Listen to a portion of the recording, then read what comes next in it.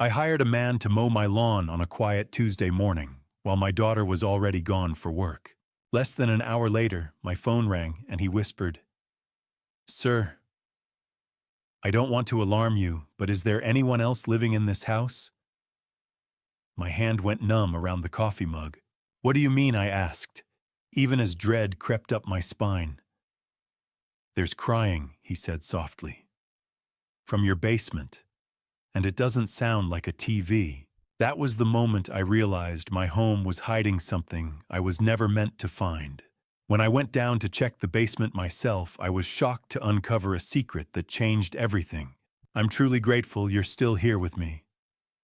If you have a moment, please leave a comment and tell me where you're watching from. Seeing those comments reminds me I'm not telling this story alone. And one important note before we continue: parts of this story have been fictionalized to enhance clarity and impact. Any similarities to real people or locations are purely coincidental, but the message behind this story is meaningful and worth reflecting on. Tuesday mornings were supposed to be quiet. After 32 years of flying commercial jets, Minneapolis to Seattle, Seattle to Denver, Denver back home, I'd learned to treasure the stillness between rotations, the calm before I zipped my uniform back into its garment bag and headed to the airport for another 3-day stretch across the country. I stood in the kitchen of the house on Ashford Lane, the 2-story colonial Margaret and I had bought 23 years ago, when Cassandra was 9 and Felicia was 4. Back when the girls' laughter echoed through these rooms and Margaret hummed softly while watering her herbs by the back window. That life belonged to another time.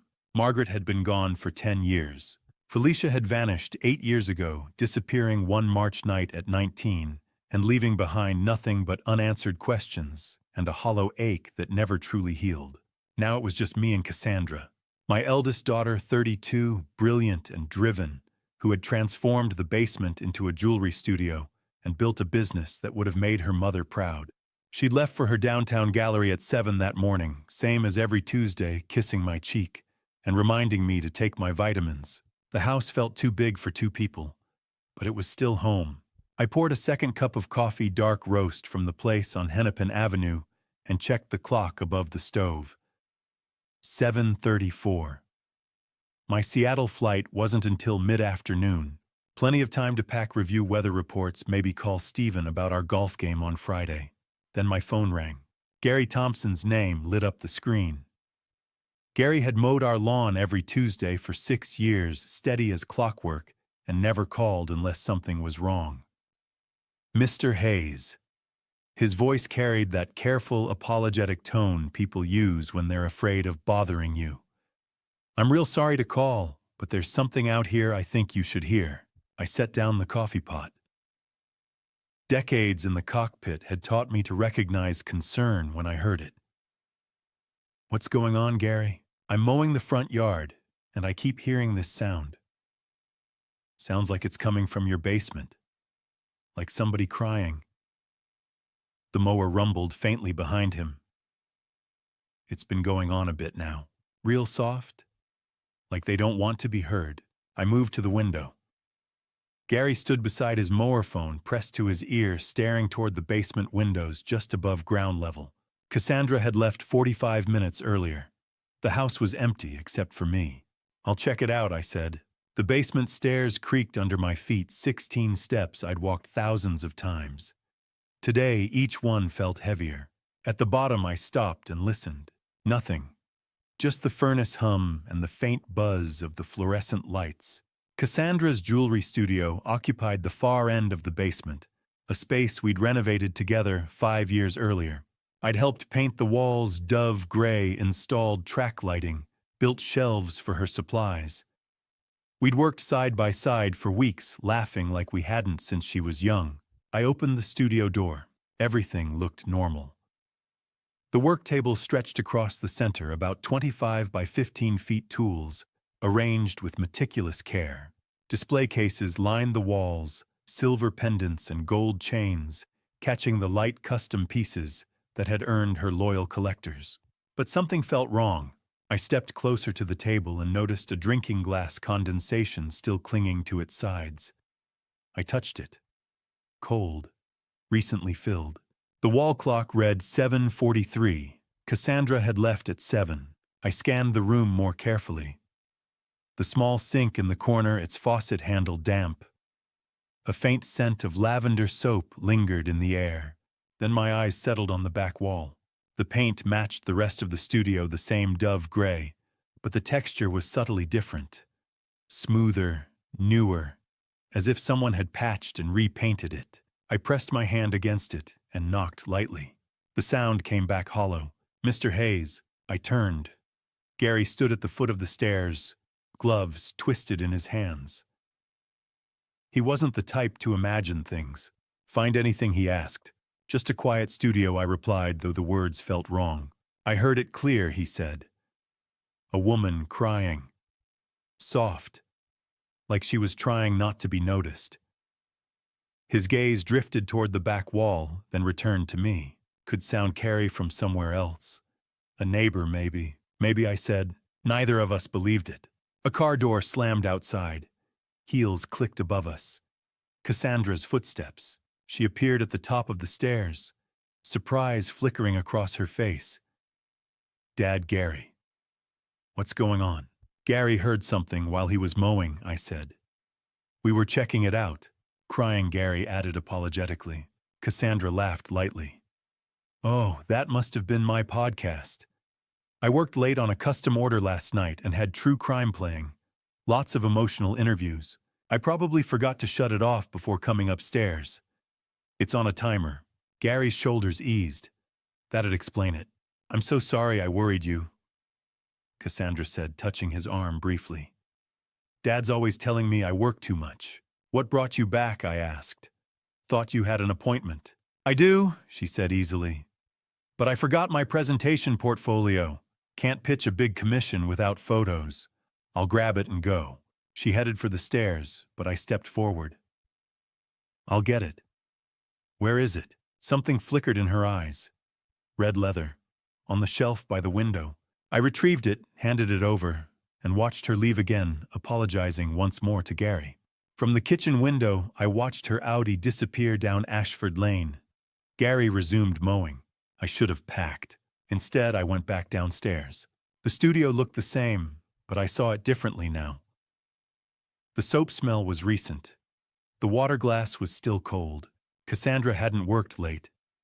I'd heard her come home at 6. I would have heard her return downstairs. The fifth step always creaked. I knocked on the back wall again. Hollow. My phone buzzed. A text from Cassandra. "Thanks for covering, Dad." "Love you." Covering. I typed back, "Love you too." But as I stood there holding that cold glass, Gary's words echoed in my head. A woman crying, trying not to be heard. I wanted to believe her. God, I wanted to believe my daughter. But something in her voice didn't match her smile, and that glass of water was telling a different story entirely. Sleep didn't come. I lay in bed that night staring at the ceiling of the bedroom I'd shared with Margaret for 18 years before she passed.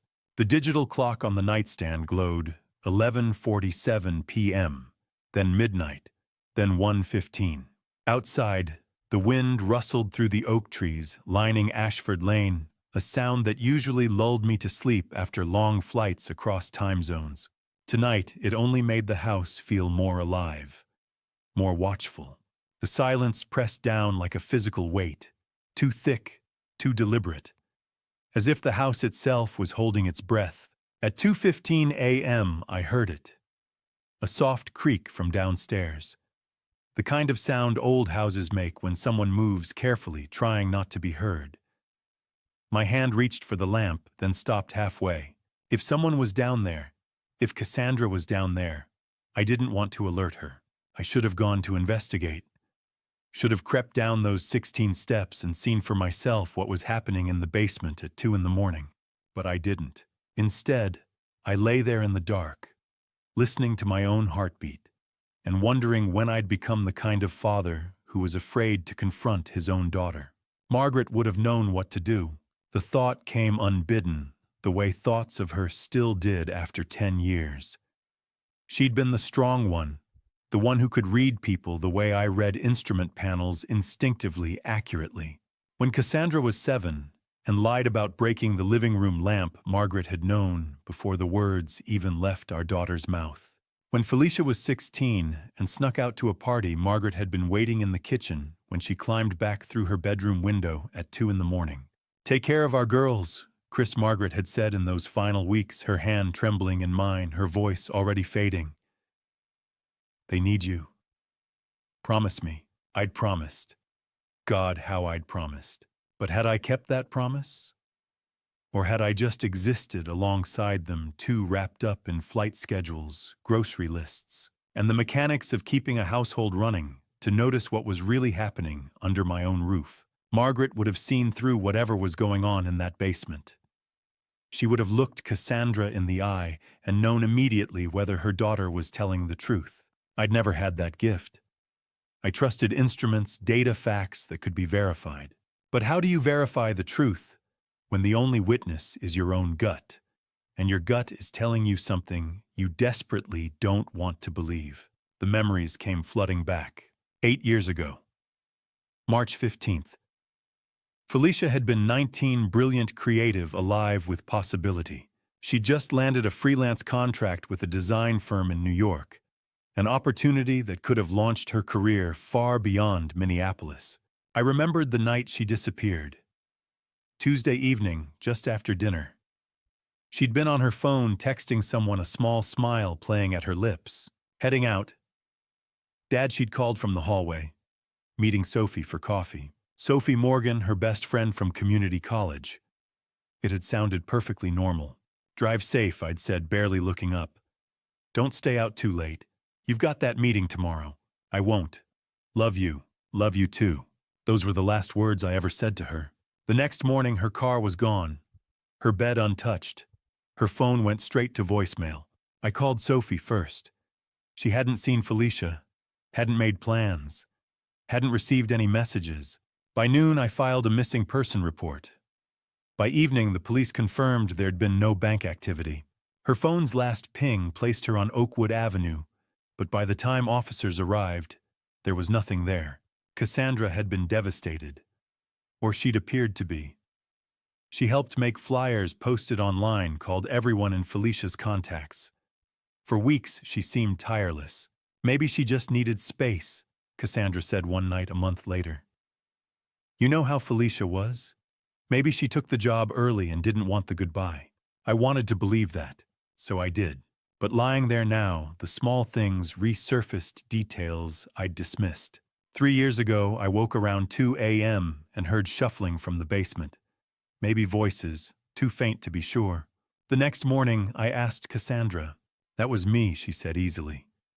"New equipment. I'm trying to keep it quiet." It made sense. 2 years ago, our grocery bills doubled.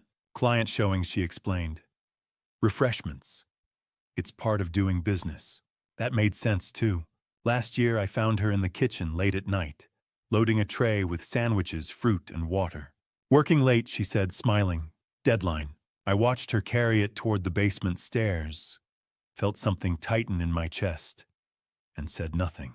Now those moments stacked together like evidence.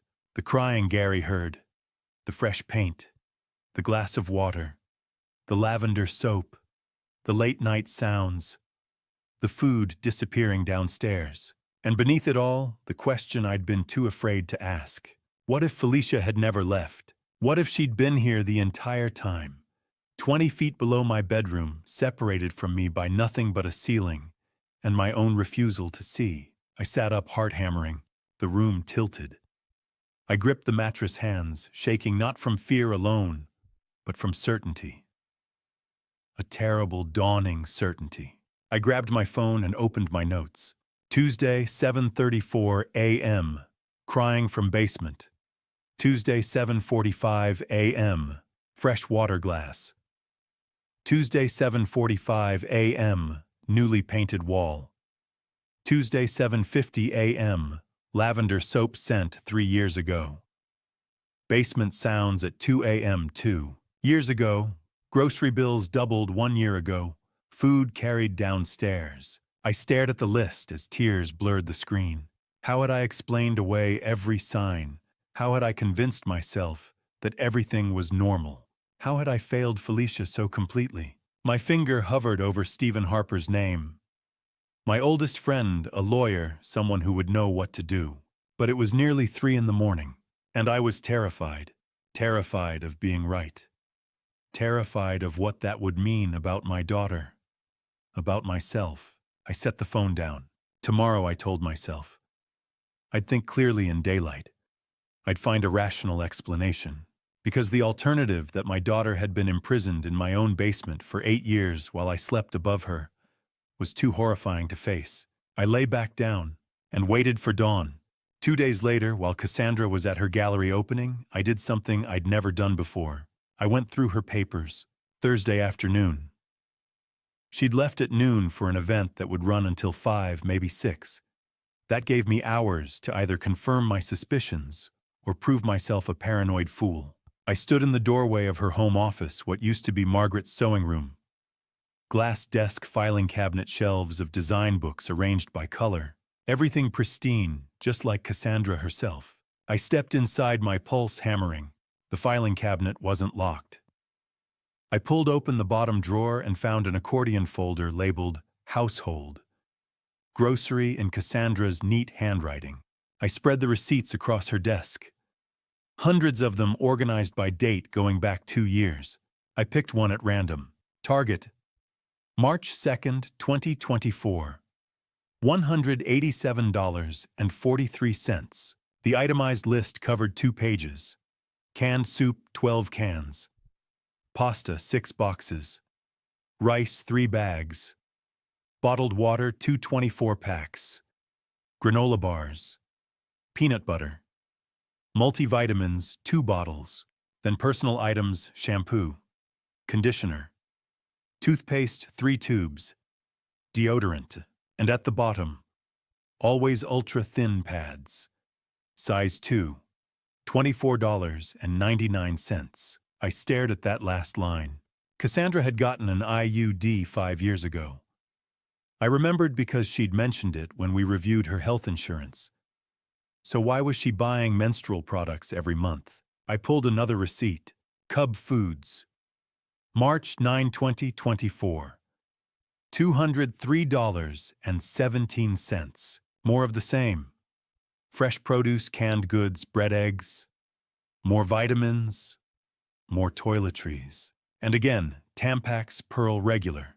$19.99. My hands shook as I pulled out my phone and began photographing every receipt. Emotion later. Evidence first.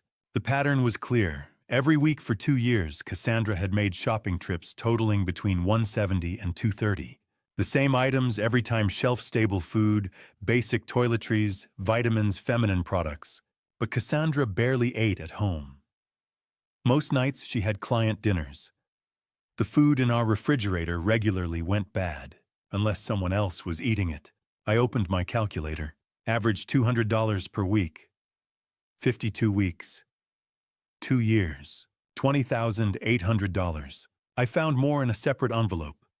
Amazon orders. Women's clothing, size small. Cassandra wore medium, yoga mat and resistance bands. June 2023. Cassandra had never done yoga. Paperback novels. August 2023. Mysteries and thrillers. Cassandra only read design magazines, sketch pads and drawing pencils. November 2023. Cassandra worked in jewelry, not illustration. Each purchase was small enough not to raise questions. But together they told a story. Someone was living in this house. Someone who needed food clothes books. Someone who wore size small and drew sketches. Someone exactly like Felicia. I sat down hard in Cassandra's desk chair, staring at the scattered receipts. I heard her car at 5:47 p.m. By then, I'd put everything back and started dinner. Chicken marsala, her favorite. The kitchen smelled warm and normal. She came through the door glowing. Dad 3 sales and Mrs. Peterson wants a custom piece. Best opening yet. That's wonderful, sweetheart. I handed her wine. Tell me everything. She talked for 20 minutes about clients' compliments, networking opportunities. She looked so normal, so innocent. We sat down to eat. I waited until she'd relaxed before speaking. I've been meaning to ask, you've been hosting client events at home, right? She looked up, fork paused. What do you mean? The shopping? Our grocery expenses have gone up quite a bit. I figured you must be entertaining here. The briefest pause. Then she smiled. Oh, absolutely. Private viewings for VIP clients. They expect wine, good cheese, fancy crackers. It's expensive, but it pays for itself. Her voice was smooth, confident. But her knuckles had gone white around her fork. Makes sense, I said. Though I noticed a lot of personal items on the receipts, feminine products specifically. Bulk buying dad. No hesitation. It's cheaper. You know how I am about budgets. Right, though I thought you had an IUD. 3 seconds of silence. I do. Her voice was careful now.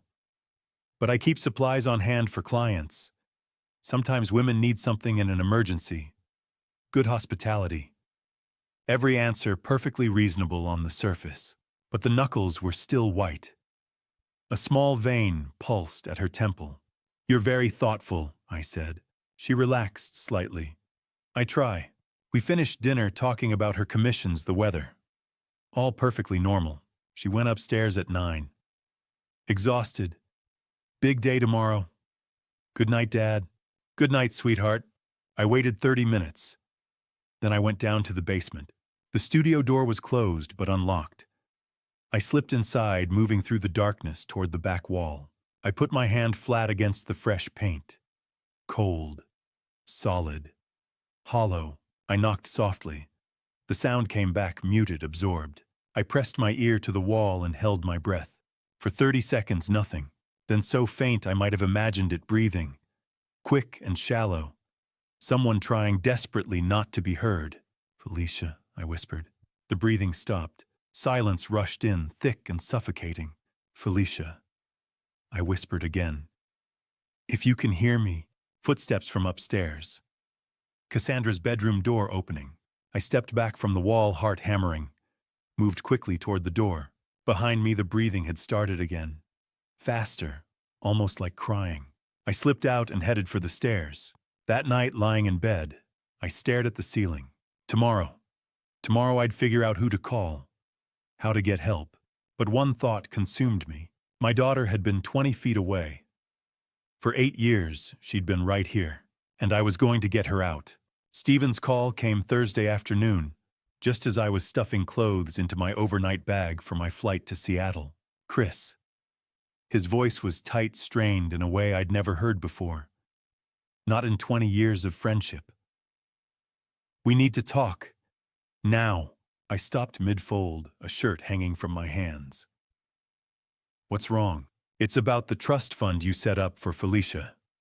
There's something you need to see. My stomach dropped. What kind of something? Not over the phone. How fast can you get here? I glanced at my watch. 2:30. My flight boarded at 6.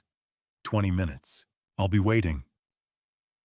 Stephen's firm occupied the 12th floor of the IDS Tower in downtown Minneapolis, all glass, steel, and quiet authority. I'd been here countless times after Margaret died, when I updated my will when we created Felicia's trust fund after her 16th birthday. Today the elevator felt unbearably slow. Stephen met me at reception himself, which immediately set my nerves on edge. His assistant usually handled that. He looked older than I remembered, more gray at his temples, deeper lines etched into his face. Thanks for coming, he said, shaking my hand. His grip was firm, but his palm was damp. Come in. Once inside his office, he closed the door and pulled the blinds. Whatever I'm about to show you stays between us until we understand it, he said. Sit. I did. He opened a thick folder and spread documents across the desk, bank statements, transaction logs, spreadsheets dense with numbers. You remember the trust Margaret set up for Felicia, he said. $500,000 from her insurance and savings. Felicia was supposed to gain access at 21, but when she disappeared, I made Cassandra temporary trustee, I finished. She was responsible. I thought my voice faltered. I thought it was safe. Legally, you did everything right, Stephen said carefully. But Cassandra's been withdrawing money. A lot of it. He slid a spreadsheet toward me highlighted in yellow and red. This covers 8 years, starting March 2016, 2 weeks after Felicia vanished. The numbers blurred as I read. March 28, 2016, minus $50,000. April 15, 2016, minus $50,000. May 3, 2016, minus $50,000. $150,000 in 3 months, Stephen said quietly. Labeled Debt Repayment, Derek Hamilton. The name rang faintly. Her boyfriend. They dated for a while. She transferred him $150,000 of Felicia's money, Stephen said. And that's only the beginning. Another document followed. Smaller withdrawals, spaced out, relentless. 2,000 here, 5,000 there. It adds up, he said, tracing the totals. Roughly $350,000 over 8 years. My hands clenched the chair. For what? Stephen pulled out receipts and invoices. According to Cassandra's filings, multiple purposes. $100,000 to a company called J. Morrison Construction, based in Iowa. Listed as home renovation. My breath caught. Renovation. We haven't renovated anything. I checked, Stephen said. No permits, no inspections. Nothing filed at your address in over 10 years. The room swayed slightly. I grabbed the edge of the desk. Another $80,000 labeled operational expenses, food supplies, equipment. $70,000 to start her gallery, which checks out, and about $100,000 spread across savings and investment accounts under her name. She told me the gallery was funded by loans, I said. She lied. The words settled heavily between us. My eyes returned to the spreadsheet. J. Morrison Construction. Iowa, $100,000. Who is J. Morrison? I don't know yet, Stephen said. But $100,000 in cash for a renovation that never happened. He leaned back. Chris, we need to consider something. That Cassandra knows exactly what happened to Felicia. I said the words bitter. That she's been lying to me for 8 years. Stephen didn't argue. I told him everything then. About Gary hearing crying. About the water glass without a ring. About the extra grocery receipts. About the fresh paint on the basement wall that sounded hollow when I knocked. He listened silently, his expression darkening. When I finished, he exhaled slowly. I need to ask you something carefully. Do you think Cassandra could have hurt Felicia? No, I said instantly. Then softer, I don't know. If she had access to this money, he said, hired an out-of-state contractor, bought years of extra supplies. He stopped. My throat burned. Here's what we do, Stephen said, shifting into strategy. I'm hiring a forensic accountant. We trace every transaction. We find Derek Hamilton, and we find Jay Morrison. How long? A week, maybe less. A week, I said, standing. Felicia could be. Chris, Stephen said, gripping my shoulder. Do not confront Cassandra, not yet. If Felicia is alive and you alert Cassandra, I understand. So you go home, he said. You act normal. Can you do that? I pictured Cassandra across the dinner table, smiling. I can. He handed me copies of the statements. Hide these. I sat in my car afterward, engine off, staring at the documents. $500,000. Margaret's legacy for Felicia. Gone. Spent piece by piece. J. Morrison Construction, Iowa. $100,000. What had Cassandra built with that money? And where was my daughter while it was being built? I started the engine. Seattle could wait. Tomorrow I was finding Jay Morrison, and I was going to find what he built in my house. Friday morning, Dorothy Green knocked on my door at 8:15. I'd just gotten back from Seattle, hollow-eyed and exhausted. But the look on her face, pale, frightened, told me sleep would have to wait. Mr. Hayes. Her voice shook. I need to show you something. I should have come forward years ago, but I was afraid. I stepped aside. "Come in." Dorothy had lived next door for 15 years. She'd been Margaret's friend, brought casseroles after Margaret died. Now 72, a widow with insomnia that kept her awake most nights. She perched on the sofa, clutching a canvas bag, eyes darting toward the door. "I'm a light sleeper, Mr. Hayes. Have been since Robert died." She took a shaky breath. "And over the years, I've noticed things." "What kind of things?" "I see lights in your basement, late at night when the rest of the house is dark. And I see Cassandra going down there, carrying dishes, carrying bags." She paused. "It started 8 years ago, right after Felicia disappeared." Dorothy pulled 3 spiral notebooks from her bag, thick, worn at the edges. "I started keeping track in 2017. The pattern never changed. I opened the first one. Handwritten entries, each dated and time-stamped. March 15th, 2017, 2:30 a.m., Cassandra exited basement carrying tray with empty dishes. July 22nd, 2021, 11:45 p.m., heard faint crying from direction of Hayes' house.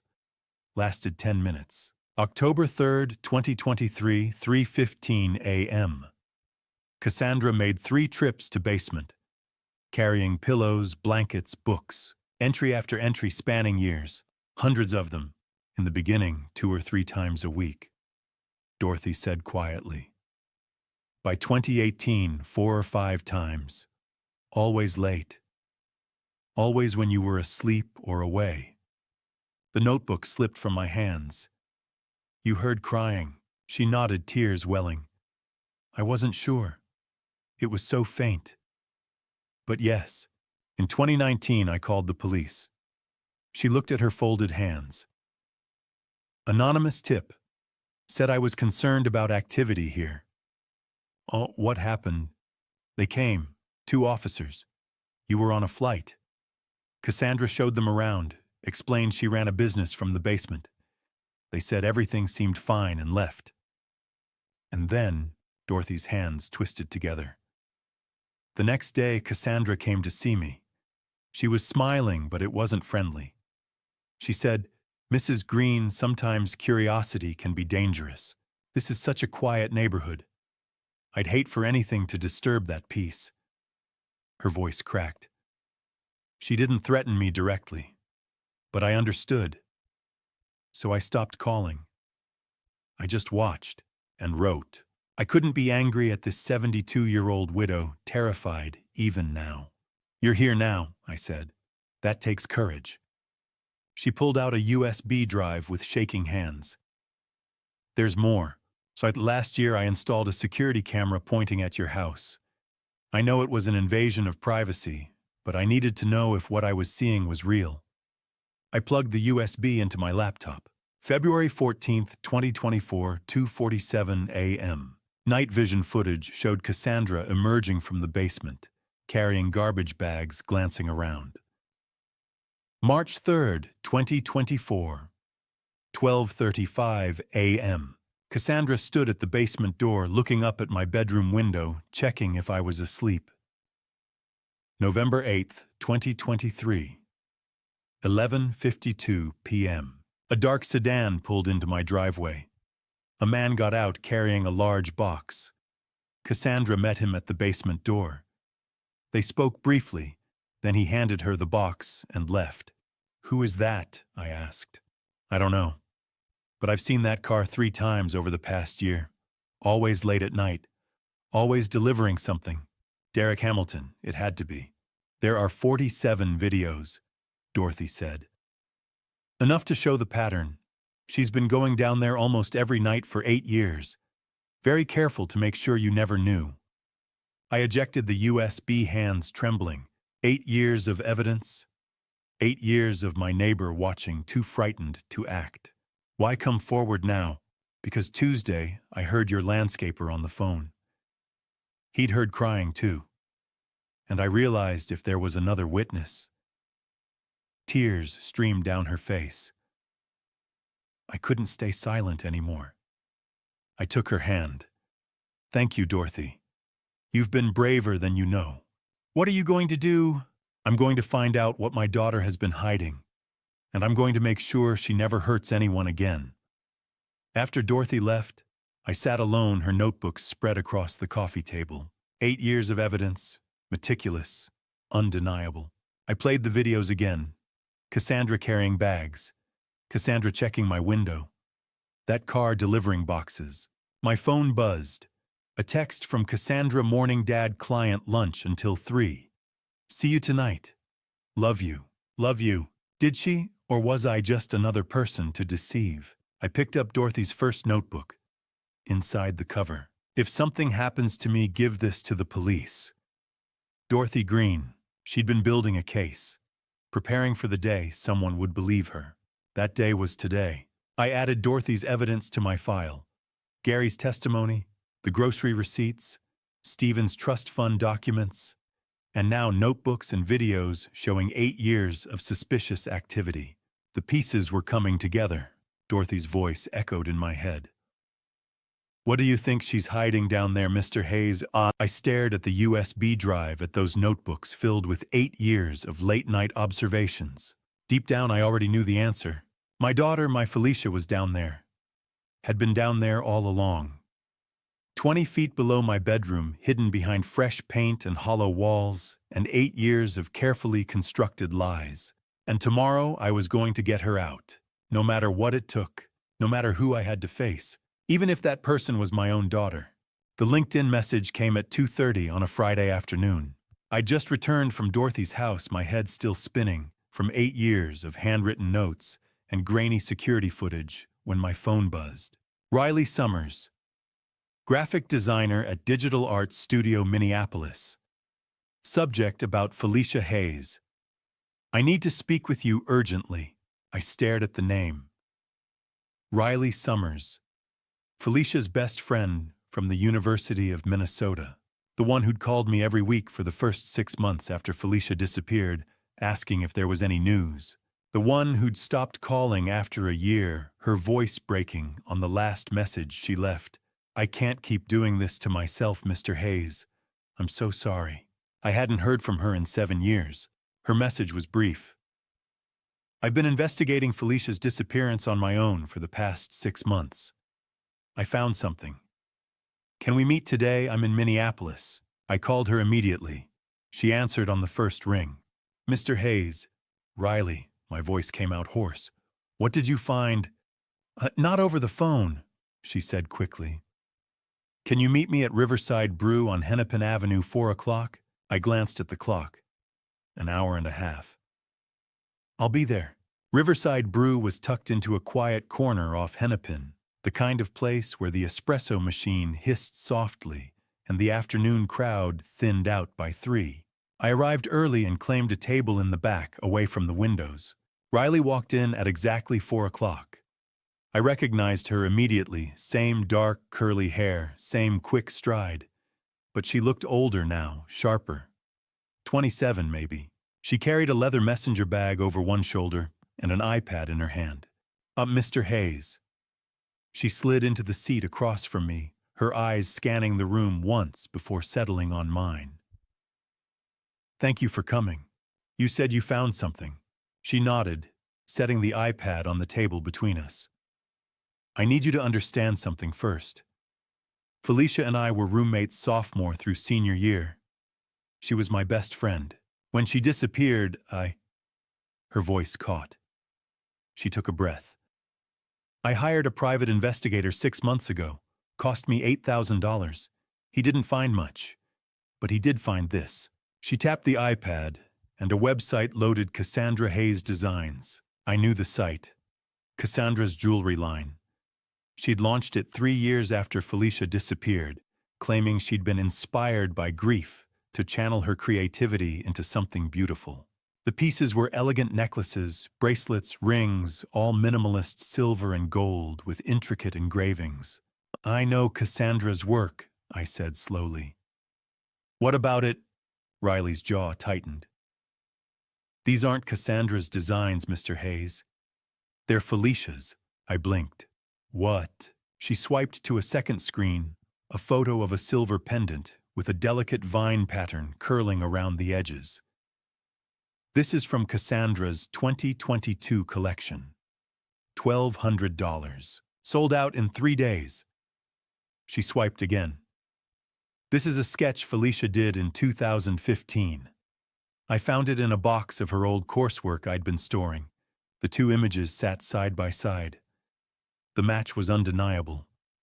The curve of the vine, the spacing of the leaves, the way the stem wrapped around the center, it was identical.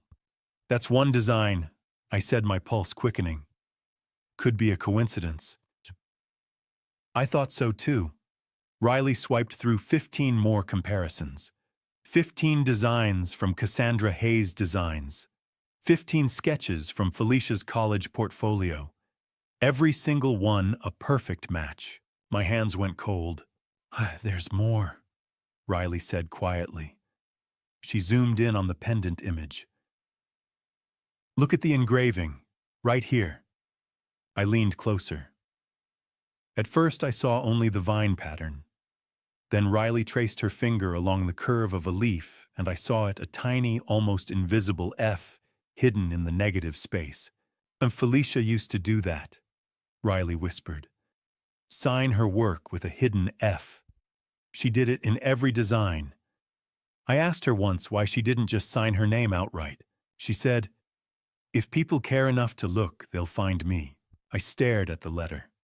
My daughter's signature, hidden in plain sight. 15 designs. Riley continued, her voice shaking now. 15 pieces over the last 3 years, all with Felicia's hidden F. She's alive, Mr. Hayes, and she's been trying to tell us. The cafe noise faded. The hiss of the espresso machine, the murmur of conversation, it all blurred into static. Where is she? I asked. I don't know. Riley's eyes were bright with unshed tears. But I think Cassandra does. I told her everything. Gary hearing crying in the basement, the grocery receipts totaling $20,000 over 2 years, Stephen's discovery of the missing trust fund, $500,000 drained in 8 years, Dorothy's notebooks and surveillance footage showing Cassandra carrying bags into the basement at midnight week after week. Riley listened without interrupting. When I finished, she was crying. She's in the basement, Riley said. Isn't she? I think so. How long? I couldn't say it. The number felt impossible. 8 years. Riley covered her mouth with both hands. For a long moment, neither of us spoke. Finally, she looked up. What are you going to do? I thought of the hidden F. 15 times my daughter had tried to reach the world. 15 times she'd been ignored. Not anymore. I'm going to bring her home, I said. Riley reached across the table and gripped my hand. Then let me help. That night, after Cassandra had gone to bed, I lay awake until I heard the sound of her bedroom door closing and the soft click of the lock. At exactly 11:30 p.m., I sat up and made my way downstairs to the basement. This time I wasn't looking for answers. I was looking for my daughter. I'd prepared everything earlier that evening while Cassandra was at the gallery. A tape measure, a flashlight, my phone with Stephen's number on speed dial. I'd called him at 9 o'clock and told him what I was about to do. He'd wanted to come with me, but I'd said no. If I was wrong, if there was nothing down there, I didn't want to drag him into the wreckage of my paranoia. But I wasn't wrong. I knew that now. Before I open this door, before I see what's been hidden from me for 8 years, let me ask you something. Have you ever been this close to the truth, only to be terrified of what you might find? Drop a comment below and tell me, would you open this door? And if this story has you on the edge of your seat, hit that subscribe button so you don't miss what happens next. A brief disclaimer, this story includes fictionalized elements created for storytelling and educational purposes. If you're not comfortable with that, feel free to exit now. For everyone else, let's find out what's waiting on the other side. I descended the basement stairs slowly, each step deliberate, my hand gripping the railing. At the bottom, I paused and listened. The house was silent, Cassandra's bedroom was directly above the living room 2 floors up. She was a heavy sleeper. I had time. I opened the studio door and flipped the light switch. The fluorescent panels overhead buzzed to life, flooding the room with harsh white light. Everything looked the same as it had on Tuesday morning. Cassandra's work table in the center, sketches pinned to the corkboard. The silver pendant Riley had shown me in one of those photographs, now sitting on the counter, gleaming under the lights. I closed the door behind me and pulled out the tape measure. The exterior wall of the basement ran along the back of the house. From the base of the stairs to the far end, I measured 40 feet. Then I stepped inside the studio and measured again. The interior length from the door to the back wall came out to 25 feet. 15 feet. Missing. I moved to the width. The full basement stretched 30 feet across. The studio was 15 feet wide. On the right side, the wall was poured concrete, the foundation of the house. On the left side, there was drywall. Fresh drywall. Painted white, smooth, seamless. But drywall wasn't a foundation wall. I pressed my palm against it. It was cool to the touch. I knocked lightly with my knuckles. The sound that came back was hollow. Empty. There was a room behind this wall. 15 feet deep. 12 feet wide. 180 square feet. Big enough to live in. I swept the flashlight along the drywall, searching for seams, hinges, anything that might indicate a door. At first I saw nothing. The wall was unbroken, painted edge to edge, but then my light caught on something near the corner.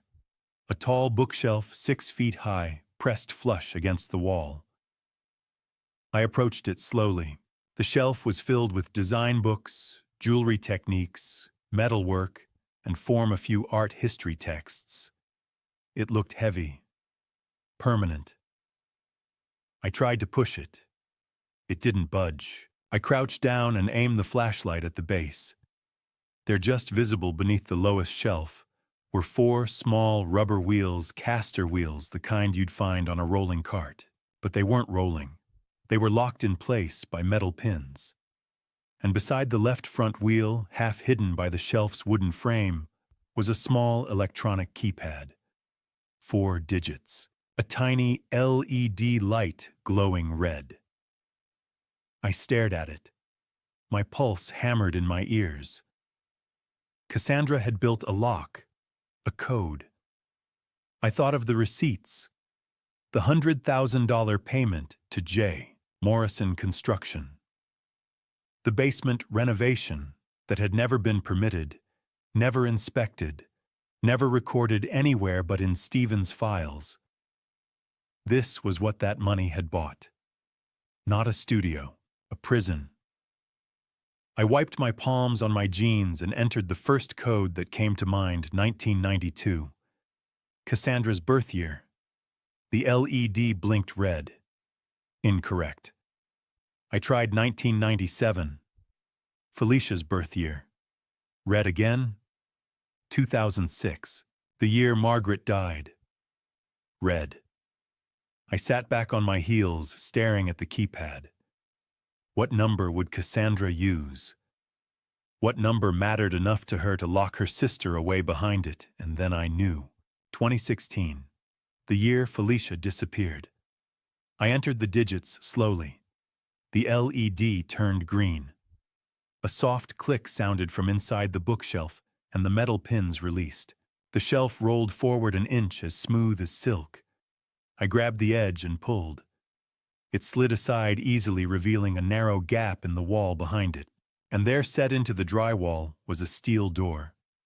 Gray industrial, with a deadbolt lock mounted on the outside. The lock was open. I stood there, my hand hovering over the doorknob, unable to move. My chest felt tight. My vision blurred at the edges. From the other side of the door, I heard a soft, shallow breath. Someone was in there. I leaned closer, pressing my ear against the cold metal. The breathing was faint, careful, as if whoever was inside was trying not to make a sound. "Felicia," I whispered. The breathing stopped. 5 seconds of silence. Then a sound so quiet I almost missed it. A sharp intake of breath, a sob caught halfway in a throat. And then a voice, weak, hoarse, trembling. Dad. My knees buckled. I braced myself against the doorframe, my hand shaking as I gripped the handle. Felicia! My voice cracked. Baby, is that you? A sob broke through the door, small, broken, full of 8 years of pain. Dad. Her voice dissolved into crying. Dad, you came. I knew you would. I reached for the deadbolt, ready to throw it open, but then I heard footsteps. Upstairs. Slow, deliberate. Moving toward the staircase. Cassandra was awake. I froze, my hand still on the lock. If I opened this door now, if Cassandra came down and found me here, she would lie. She would twist the story. She would call the police and say I'd broken into her studio, that I was delusional, that I was dangerous. And I couldn't risk that. Not when I was this close. I pressed my forehead against the door. Felicia, I whispered urgently. I'm going to get help. I'm calling the police right now. I'm going to get you out of here. I promise. Please. Her voice was barely audible. Please don't leave me alone again. I won't. I said, tears streaming down my face. I'm not leaving. I'm just going upstairs to call. You hear me? I'm getting you out tonight. She didn't answer, just cried. I pulled out my phone with shaking hands and dialed 911. The operator answered on the second ring. 911, what's your emergency? My name is Christopher Hayes. I'm at 2847 Ashford Lane, Minneapolis. My daughter, she's been held in my basement for 8 years. She's alive. I need officers here immediately. Sir, can you confirm your address? 2847 Ashford Lane. Please, she's locked in a room.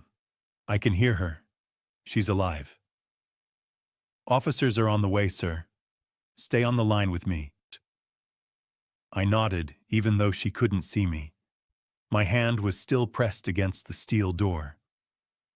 On the other side, Felicia had gone quiet again. Felicia, I whispered. I'm here, she said softly. Help is coming. Okay. I closed my eyes and leaned my weight against the door, my palm flat against the cold metal, as if I could reach through it and touch her. Dad, she said after a moment. Yeah, baby. You found me.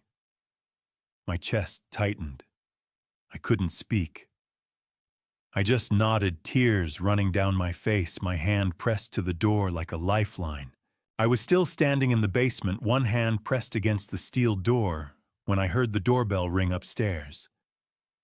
My first thought was, the police can't be here this fast. My second thought was, Cassandra is awake. But when I raced up the stairs and looked through the peephole, I saw Derek Hamilton standing on the porch, his face pale and haunted. I yanked the door open. Derek, what are you doing here? He looked past me into the house, his eyes darting left and right. He was thin, thinner than I remembered, and his hands shook as he clutched a worn messenger bag. I heard you went to see a lawyer, he said, his voice low and urgent. I heard you've been asking questions. Mr. Hayes, I need to tell you everything before the police get here. Please. I heard it then, the faint wail of sirens in the distance getting closer. Derek heard it too. I've got maybe 10 minutes, he said. Maybe less. Please, let me explain. I pulled him inside and shut the door. Derek collapsed into the armchair in the living room, his whole body trembling. I stood over him, my fists clenched, every instinct telling me to throw him out. But I didn't. I needed to hear this. 8 years ago. Derek began, his voice shaking. I made the worst mistake of my life. Cassandra asked me to help her with something. She said it was just a prank, a way to teach Felicia a lesson about humility. I was stupid enough to believe her. "What did you do?" I asked, my voice cold. Derek looked up at me, his eyes red-rimmed. My chest tightened. I couldn't speak. I just nodded, tears running down my face, my hand pressed to the door like a lifeline. I was still standing in the basement, one hand pressed against the steel door, when I heard the doorbell ring upstairs. My first thought was, the police can't be here this fast. My second thought was, Cassandra is awake. But when I raced up the stairs and looked through the peephole, I saw Derek Hamilton standing on the porch, his face pale and haunted. I yanked the door open. "Derek, what are you doing here?" He looked past me into the house, his eyes darting left and right. He was thin, thinner than I remembered, and his hands shook as he clutched a worn messenger bag. I heard you went to see a lawyer," he said, his voice low and urgent. "I heard you've been asking questions. Mr. Hayes, I need to tell you everything before the police get here. Please." I heard it then, the faint wail of sirens in the distance getting closer. Derek heard it too. "I've got maybe 10 minutes, he said. "Maybe less." "Please, let me explain." I pulled him inside and shut the door. Derek collapsed into the armchair in the living room, his whole body trembling. I stood over him, my fists clenched, every instinct telling me to throw him out. But I didn't. I needed to hear this. 8 years ago. Derek began, his voice shaking. I made the worst mistake of my life. Cassandra asked me to help her with something. She said it was just a prank, a way to teach Felicia a lesson about humility. I was stupid enough to believe her. "What did you do?" I asked, my voice cold. Derek looked up at me, his eyes red-rimmed.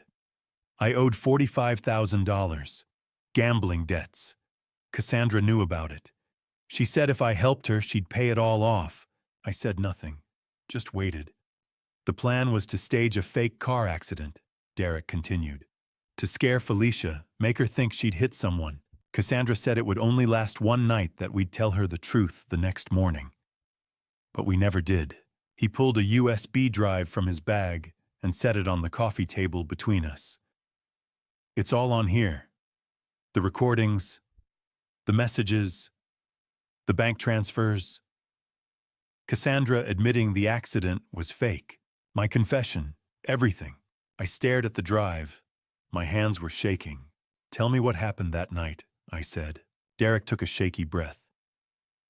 "I rented an old Honda Civic. Bought a mannequin and fake blood from a costume shop. Cassandra had already set everything up. She'd been texting Felicia from a burner phone, pretending to be a friend, asking her to meet up on Oakwood Avenue. It's a back road. No cameras. No traffic. I felt sick. Felicia drove out there around midnight," Derek said.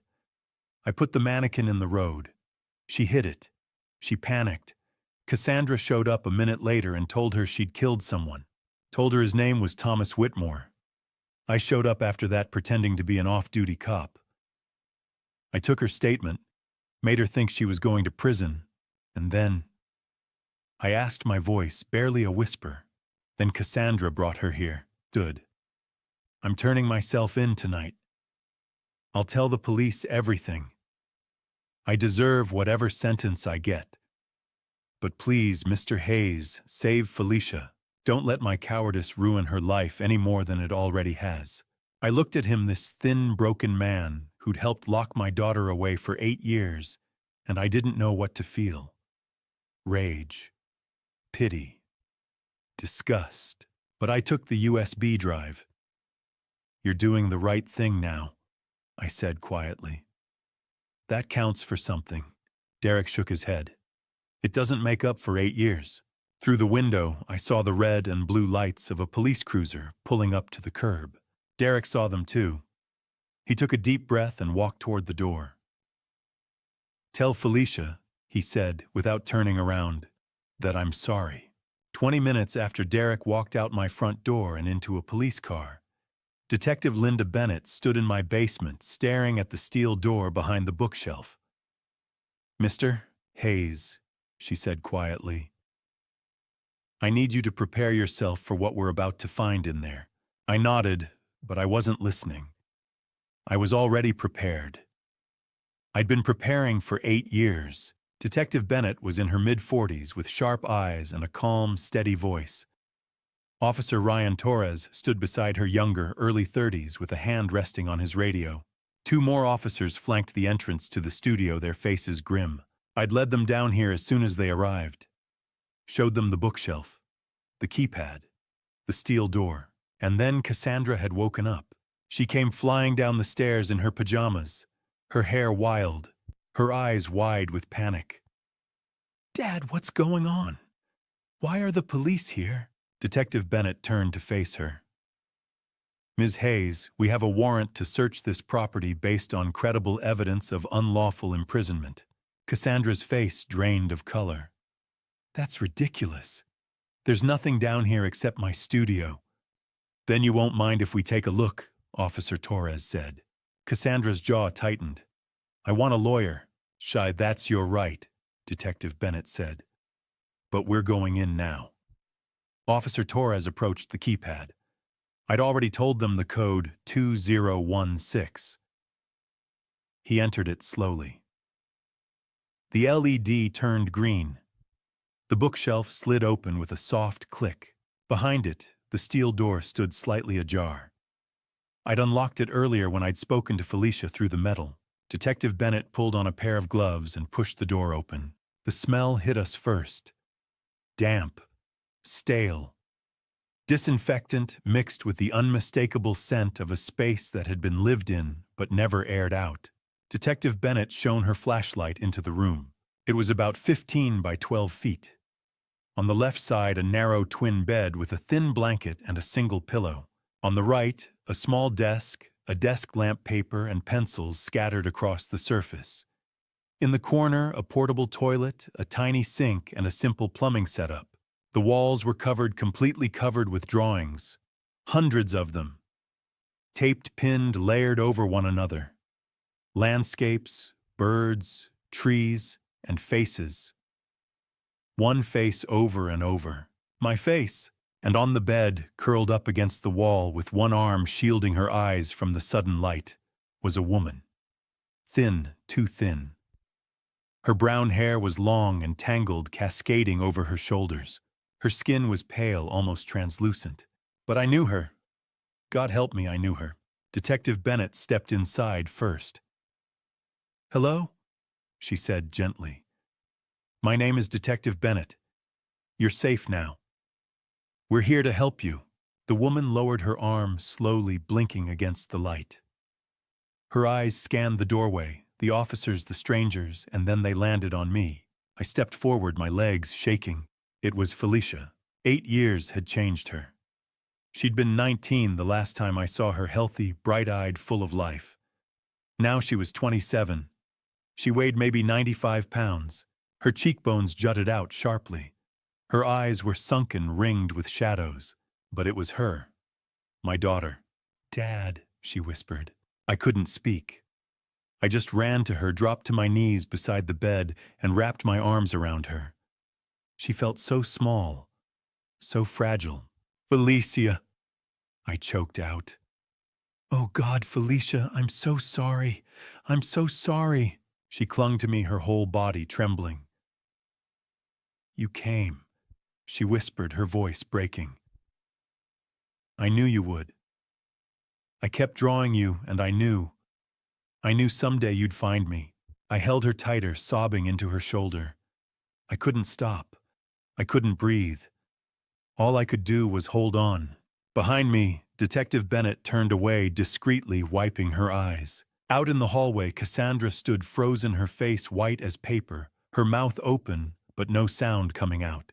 The paramedics arrived 10 minutes later with a stretcher. Felicia was too weak to walk. Her legs had atrophied from years of limited movement. Her hands shook when she tried to stand.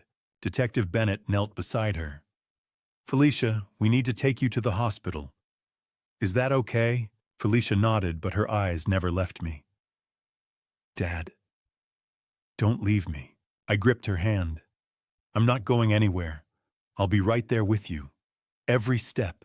The paramedics lifted her gently onto the stretcher and carried her out of the room. As we passed through the studio, Felicia's gaze shifted to Cassandra. Cassandra stood against the wall, her arms wrapped around herself, her face streaked with tears. Felicia stared at her for a long moment. Then, in a voice so quiet I almost didn't hear it, she said, "Why, Cassie? Why did you do this?" Cassandra didn't answer. She just looked at the floor and sobbed. Officer Torres stepped forward, pulling out a pair of handcuffs. "Cassandra Hayes, you're under arrest for unlawful imprisonment, kidnapping, and conspiracy. You have the right to remain silent." Cassandra didn't resist. She let them cuff her, let them lead her up the stairs. She didn't say a word. I followed Felicia to the ambulance. The paramedics loaded her in, and I climbed in beside her. As the doors closed, I looked back at the house I'd lived in for 10 years, never knowing my daughter was locked in a room beneath my feet. Felicia squeezed my hand. "Dad," I looked down at her. Her eyes were hollow-haunted, but they were still hers. "You found me?" she whispered. I nodded, tears streaming down my face. "I did. Did you ever stop looking?" The question hit me like a punch to the gut. The truth was I had. I'd stopped years ago. I'd given up hope. I'd let her go. But I couldn't tell her that. Not now. Never, I lied. I never stopped. She closed her eyes and smiled just a little and squeezed my hand again. The ambulance pulled away from the curb lights, flashing siren silent. I held my daughter's hand and thought I found her. But will she ever forgive me for taking 8 years to do it? At the hospital, beneath the harsh, fluorescent lights of the examination room, Felicia told us about the night that changed everything. Detective Bennett sat beside me taking notes while a nurse monitored Felicia's vitals. My daughter's voice was soft, hesitant, as if speaking the truth aloud might make the nightmare real all over again. The room smelled like disinfectant and sterile gauze. Machines beeped softly. An IV drip fed fluids into Felicia's arm. The doctor had already given us the preliminary diagnosis: severe malnutrition, acute vitamin D deficiency, muscle atrophy. She'd need weeks, maybe months of monitored recovery. But right now, she needed to talk. I held her hand. Detective Bennett leaned forward, her recorder running. "Felicia," she said gently, "I know this is hard, but we need to understand what happened 8 years ago. Can you tell me about that night?" Felicia took a shaky breath. "It was March 15th, 2016. I was 19. I got a voice message around 11:45 p.m. Felicia said, her eyes fixed on the ceiling. "It was from Sophie Morgan. At least I thought it was Sophie. She was my best friend back then. The message said, 'Felicia, I need help. Meet me at Riverside Park. It's urgent.'" I glanced at Detective Bennett. She scribbled something in her notebook. "I didn't think twice," Felicia continued. "Sophie sounded scared, so I grabbed my keys and drove out. I had a white Toyota Corolla. I took Oakwood Avenue. It's a shortcut to the park. The street was dark, no streetlights, no traffic." Her voice dropped to a whisper. "And then I saw him." "Saw who?" Detective Bennett asked. "A man. He ran out into the road. I slammed on the brakes, but I heard this sound. A thud. I got out of the car and—" Her voice cracked. "There was a man lying on the pavement, blood everywhere. I panicked. I was about to call 911 when Cassandra showed up. I froze. Cassandra was there." Felicia nodded, tears streaming down her face. "She came out of nowhere. She said, 'Felicia, oh my God, what did you do?' I told her I didn't see him, that he just appeared. I said I had to call for help, but she stopped me." "What did she say?" Detective Bennett asked. "She said if I called the police, I'd go to prison. She said it was vehicular manslaughter, that I could get 20 years. Felicia's hands trembled. "She checked the man. She said he was dead. She said there was nothing we could do." She told me to go home and let her handle it. I felt sick. And you believed her. I was in shock, Dad. I couldn't think. I trusted her. The next morning, Felicia said, Cassandra showed me a news article. It was on some website I'd never heard of. It said there'd been a fatal hit-and-run on Oakwood Avenue. There was a photo of the victim. His name was Thomas Whitmore, 42 years old. Civil. I'll be right there with you. Every step. The paramedics lifted her gently onto the stretcher and carried her out of the room. As we passed through the studio, Felicia's gaze shifted to Cassandra. Cassandra stood against the wall, her arms wrapped around herself, her face streaked with tears. Felicia stared at her for a long moment. Then, in a voice so quiet I almost didn't hear it, she said, "Why, Cassie? Why did you do this?" Cassandra didn't answer. She just looked at the floor and sobbed. Officer Torres stepped forward, pulling out a pair of handcuffs. "Cassandra Hayes, you're under arrest for unlawful imprisonment, kidnapping, and conspiracy. You have the right to remain silent." Cassandra didn't resist. She let them cuff her, let them lead her up the stairs. She didn't say a word. I followed Felicia to the ambulance. The paramedics loaded her in, and I climbed in beside her. As the doors closed, I looked back at the house I'd lived in for 10 years, never knowing my daughter was locked in a room beneath my feet. Felicia squeezed my hand. "Dad," I looked down at her. Her eyes were hollow-haunted, but they were still hers. "You found me?" she whispered. I nodded, tears streaming down my face. "I did. Did you ever stop looking?" The question hit me like a punch to the gut. The truth was I had. I'd stopped years ago. I'd given up hope. I'd let her go. But I couldn't tell her that. Not now. Never, I lied. I never stopped. She closed her eyes and smiled just a little and squeezed my hand again. The ambulance pulled away from the curb lights, flashing siren silent. I held my daughter's hand and thought I found her. But will she ever forgive me for taking 8 years to do it?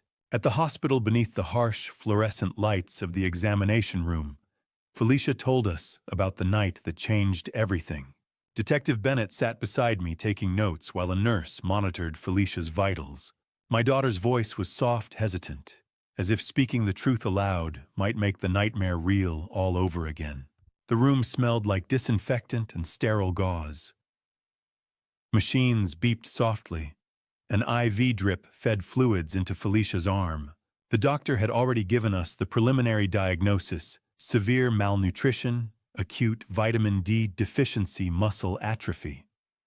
She'd need weeks, maybe months of monitored recovery. But right now, she needed to talk. I held her hand. Detective Bennett leaned forward, her recorder running. "Felicia," she said gently, "I know this is hard, but we need to understand what happened 8 years ago. Can you tell me about that night?" Felicia took a shaky breath. "It was March 15th, 2016. I was 19. I got a voice message around 11:45 p.m. Felicia said, her eye, "It was all a lie, baby. All of it." Detective Bennett ended the call. "Felicia, you didn't kill anyone. There was no victim. Your sister staged the entire thing." Felicia buried her face in my shoulder and wept. 8 years, she choked out. She let me think I was a murderer for 8 years. The next day, after Felicia had been admitted for observation and had finally fallen into a deep, exhausted sleep, Detective Bennett called me down to the station. "We've been digging into the evidence, Mr. Hayes," she said over the phone, "and we found something else. Something that proves this wasn't a spur-of-the-moment decision." I drove to the Minneapolis Police Department, a 4-story building downtown, and followed her to a conference room on the 2nd floor. The table was covered with files, photographs, and documents. Officer Torres was there, along with a bespectacled man in his 50s, who introduced himself as Dr. Alan Pierce, a forensic document examiner. "We've been tracing Felicia's car," Detective Bennett said without preamble. "The 2012 Toyota Corolla, White, Minnesota plates. And what we found? It's chilling. She spread 3 documents across the table. Dr. Pierce leaned forward, pointing to the first page. This is the vehicle registration for a 2012 Toyota Corolla license plate ABC4729. Registered owner Felicia Hayes. He slid the second document forward.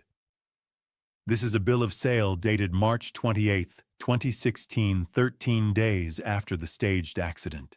The car was sold to Iowa Auto Exchange in Des Moines for $3,500 cash. And here, he tapped the bottom of the page, is the seller's signature. Felicia Hayes. I stared at the signature. It looked like Felicia's handwriting. The looping F, the slant of the H.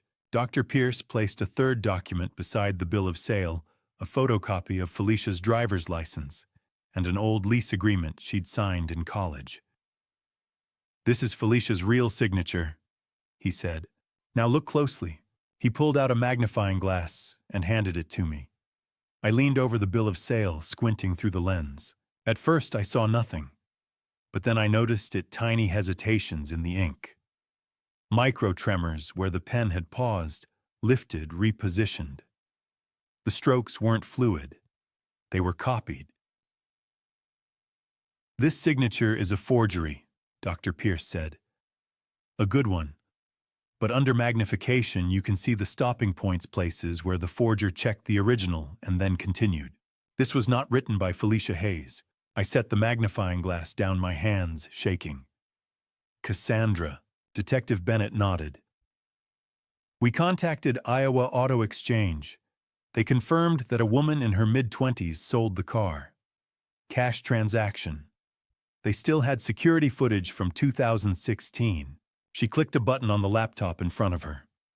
A grainy video filled the screen. A woman walked into the dealership. She wore a baseball cap, pulled low, oversized sunglasses, and a medical mask. The timestamp read March 28, 2016, 2:47 p.m. I couldn't see her face, but I recognized her build, her walk, the way she carried herself. It was Cassandra. She signed the paperwork, accepted a stack of cash, and left. The whole transaction took 8 minutes. Officer Torres spoke up. We also checked with the DMV. Felicia never reported the car stolen.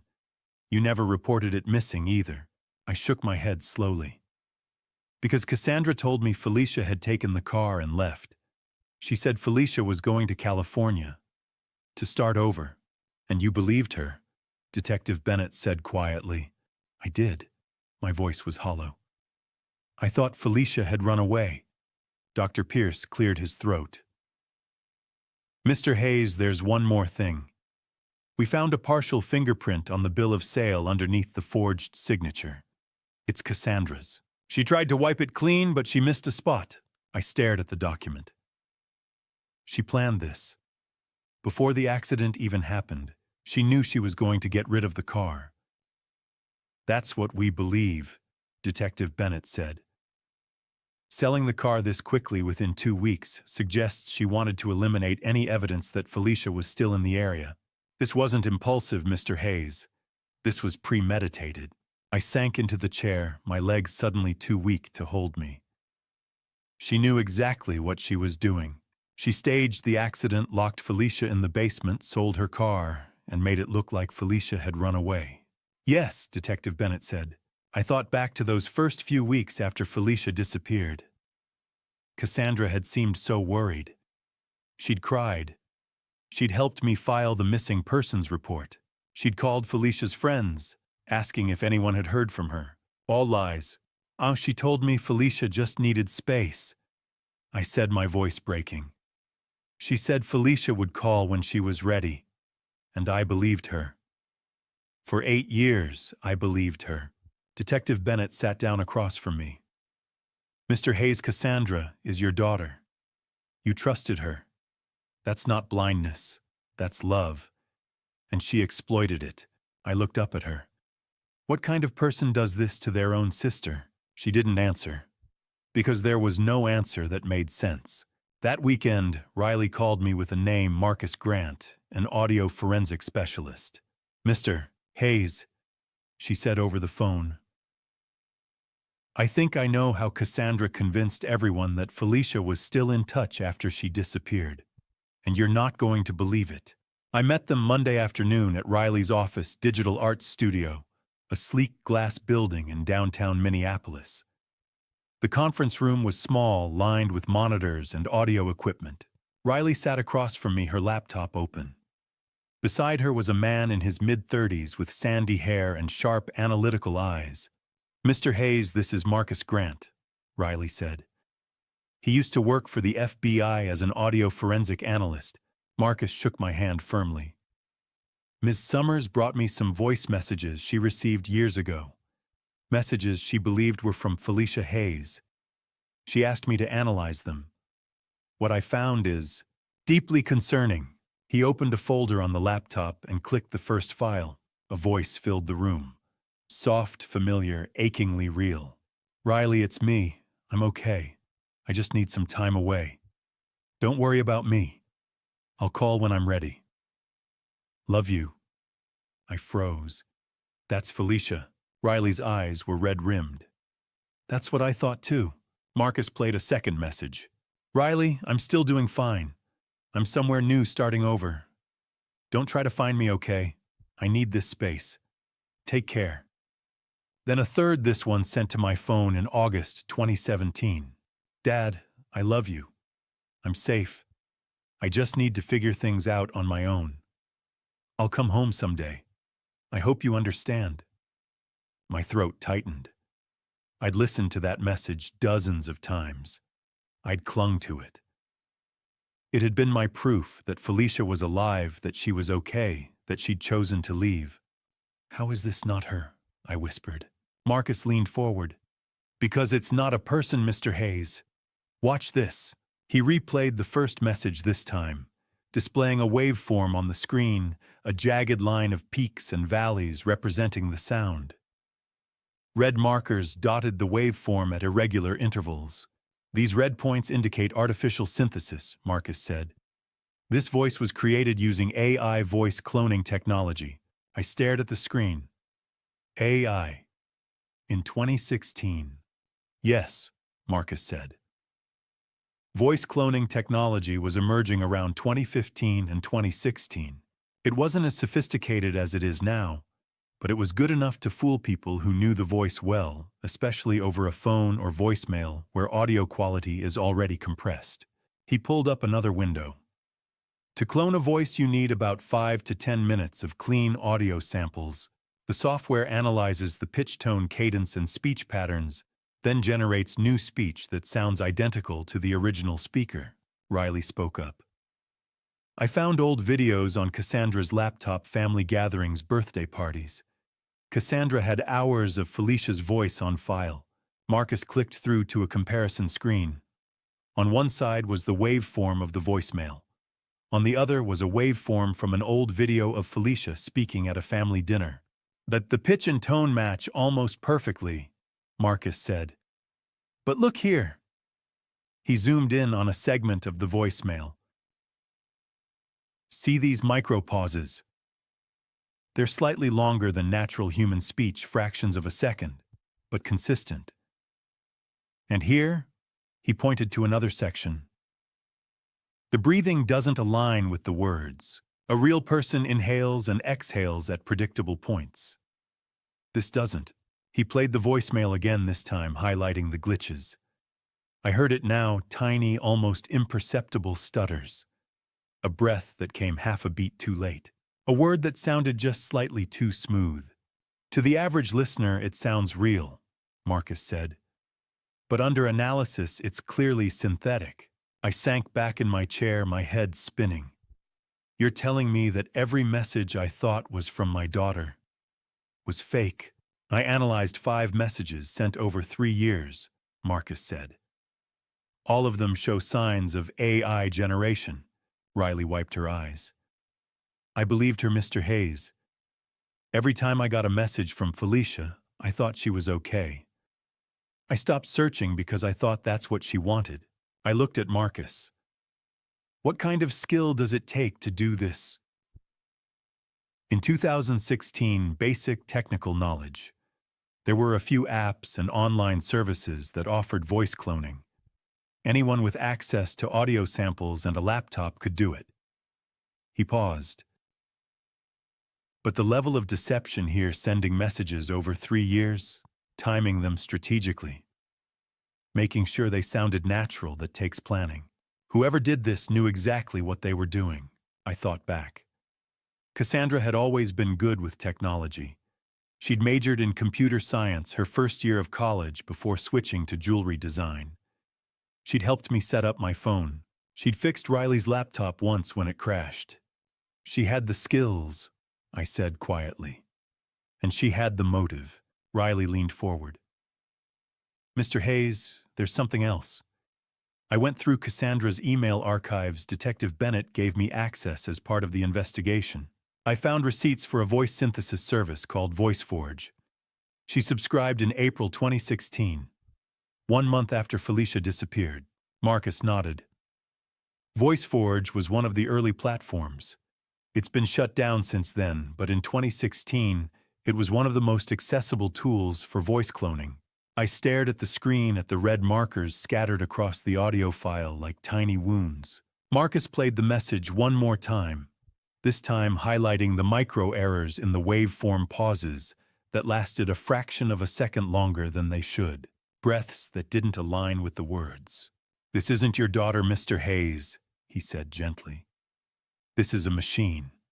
I stared at the screen, at the red markers scattered across the audio file like small wounds.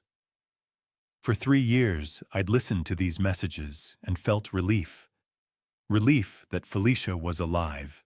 Relief that she was okay. Relief that she'd chosen to leave. I'd stopped searching because I thought it was what she wanted. But all along it was Cassandra, sitting in her studio, uploading audio files, pressing send, watching me believe the lie. Tuesday morning, Detective Bennett called. "We found the contractor who built that room, Mr. Hayes," she said.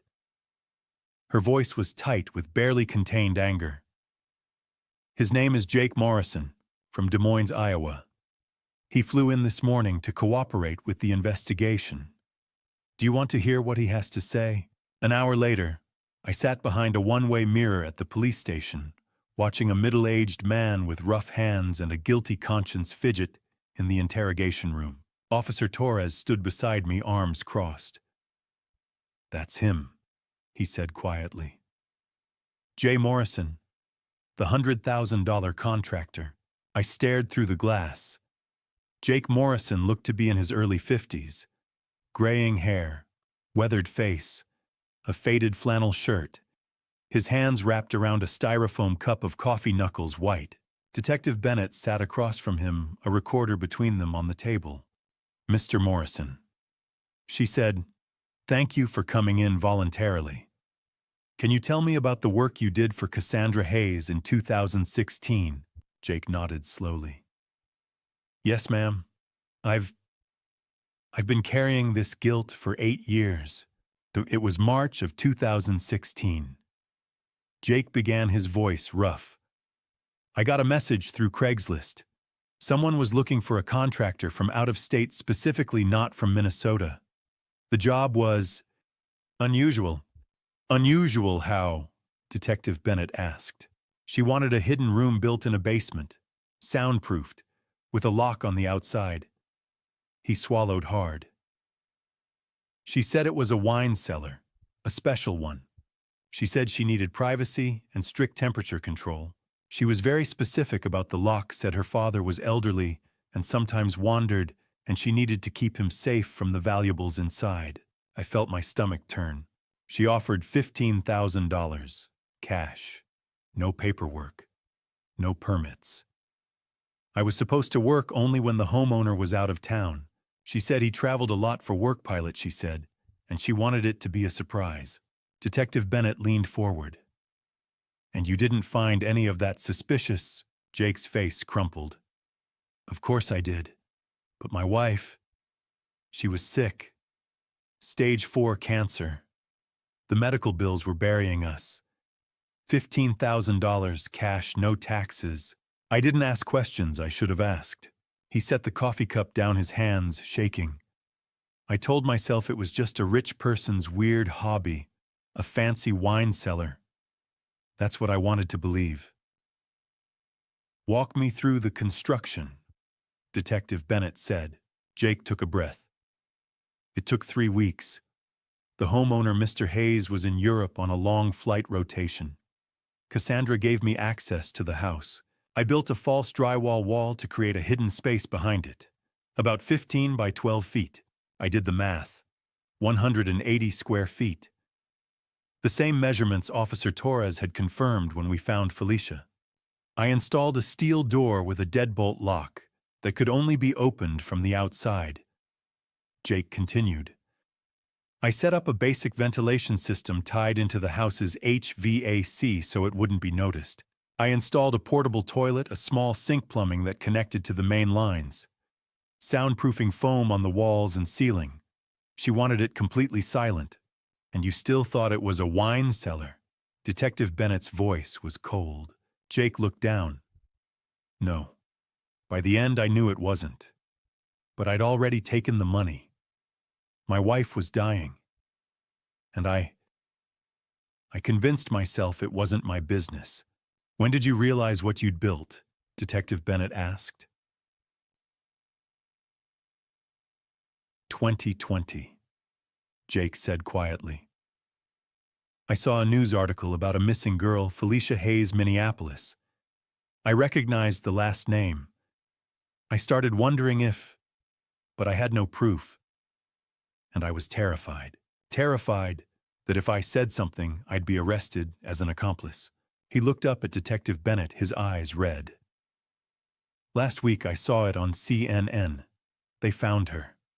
Alive. In a basement room. And I knew.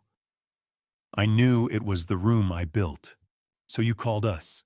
"Yes, ma'am. I couldn't live with it anymore." There was a long silence. Then Detective Bennett stood. "Wait here." She stepped out of the room and gestured to me through the glass. "Mr. Hayes, do you want to speak with him?" I didn't know if I did, but I nodded. When I walked into the interrogation room, Jake Morrison looked up at me, and his face went pale. "Mr. Hayes," he said, his voice breaking. "I'm so sorry. If I'd known..." I sat down across from him. My hands were shaking. I wanted to scream at him. I wanted to ask him how he could build a prison for a human being and walk away. But when I looked at him, all I saw was another person Cassandra had used. "You built the room that held my daughter for 8 years, I said quietly. Jake's eyes filled with tears. "I know, and I'll regret it for the rest of my life. I should have asked more questions. I should have reported it. But I was desperate, and I failed." "Your wife," I said, "is she..." She passed, 6 months after I finished the job." His voice was hollow. "The medical bills bankrupted us anyway. All that money, and it didn't save her. It just made me a monster. I didn't know what to say. Part of me hated him. Part of me understood." "Mr. Morrison," Detective Bennett said from the doorway, "you'll be charged as an accessory. However, your cooperation will be taken into account." Jake nodded. "I'll take whatever sentence I deserve." I stood to leave. At the door, I turned back. "If you'd asked one more question," I said. "Just one. My daughter might have been free 7 years and 11 months sooner." 2 days later, Detective Bennett called and asked me to meet her at a quiet coffee shop a few blocks from my house. "Someone came into the station this morning," she said over the phone. "His name is Eddie. He says he witnessed the staged accident 8 years ago on Oakwood Avenue. Mr. Hayes, I think you need to hear this." I arrived at the corner cafe 20 minutes later. Detective Bennett was sitting in a booth at the back, a file folder and a cup of coffee in front of her. She looked tired. "Eddie came in voluntarily this morning," she said as I slid into the seat across from her. He's been unhoused for the past decade, but he's been sober for 3 months now. He said it was time to tell the truth. So who is Eddie? I asked. He's about 50. Homeless back in 2016. He used to sleep in an abandoned building near Oakwood Avenue. She opened the folder and pulled out a handwritten statement. He saw the whole thing, the staged accident, the mannequin, everything, but he never reported it. Why not? She slid the folder toward me. Let me tell you what he said. Detective Bennett leaned back and began.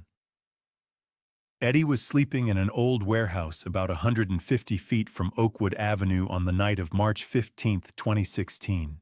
Around 12:15 in the morning, he woke up because he heard a car engine. I listened, my hands folded on the table. He looked out a broken window and saw a gray Honda Civic parked on the side of the road. Lights off. A man got out. Eddie described him as mid-30s, average build. The man opened the trunk and pulled something out. Eddie said it looked like a person at first, but it moved weird. Stiff, like a doll. My chest tightened. The man dragged it into the middle of the road and laid it down. Then he poured something red on the pavement around it. Eddie said it looked like blood, but he could tell it wasn't real, too thick, too bright. A woman stood nearby watching. She didn't help. Just watched. Cassandra, I said quietly. Detective Bennett nodded. Eddie didn't know her name at the time, but his description matches. About 5 minutes later, a white Toyota Corolla came down the road. It braked hard. The driver got out, a young woman, early 20s. She looked terrified.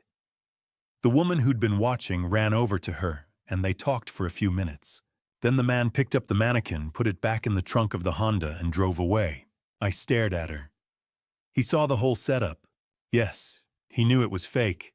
He watched them stage it from start to finish. So why didn't he come forward?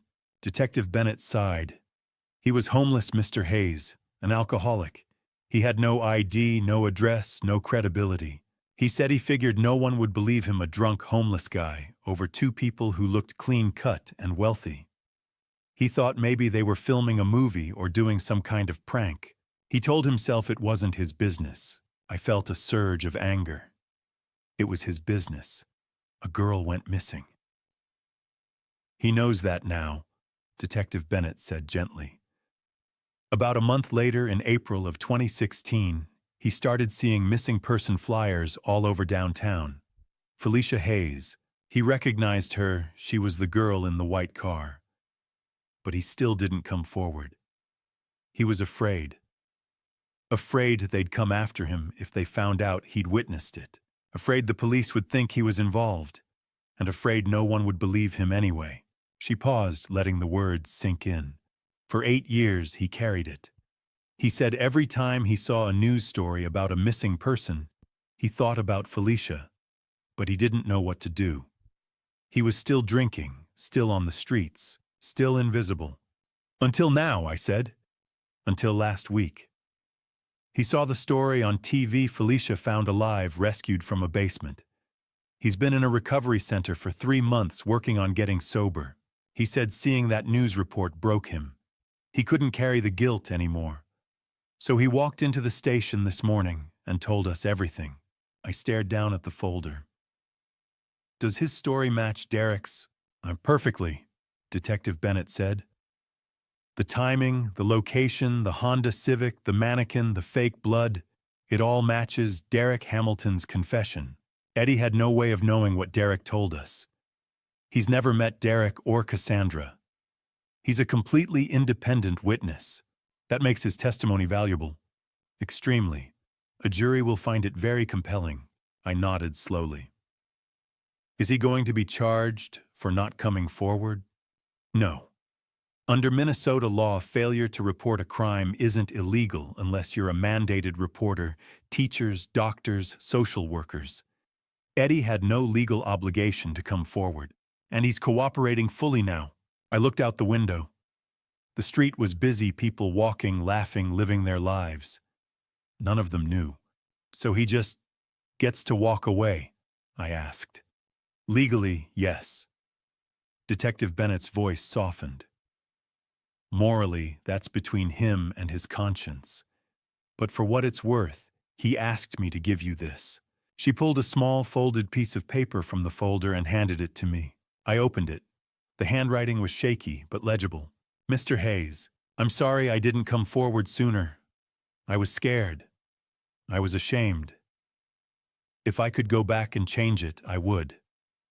I hope your daughter can find peace. Eddie. I folded the note and put it in my pocket. I didn't know what to feel. Gratitude, anger, both. What happens now? I asked. Eddie will testify at trial if we need him, Detective Bennett said. Between his testimony, Derek's confession, the forensic evidence, Jake Morrison's statement, and the voice cloning analysis, we have an airtight case against Cassandra. Good. She closed the folder. Mr. Hayes, I know this has been overwhelming, but we're almost there. I nodded. Almost there. But all I could think was 8 years. One more person who could have stopped this. The arrest happened on a Saturday morning, right in the middle of Cassandra's gallery opening. Detective Bennett had chosen the timing deliberately. She's had a week of freedom while we built the case, Bennett told me the night before. But today we have everything we need, and I want her to understand that the perfect public image she's built won't protect her anymore. I stood outside Cassandra Hayes Designs, a sleek modern gallery in downtown Minneapolis, at 10:45 a.m.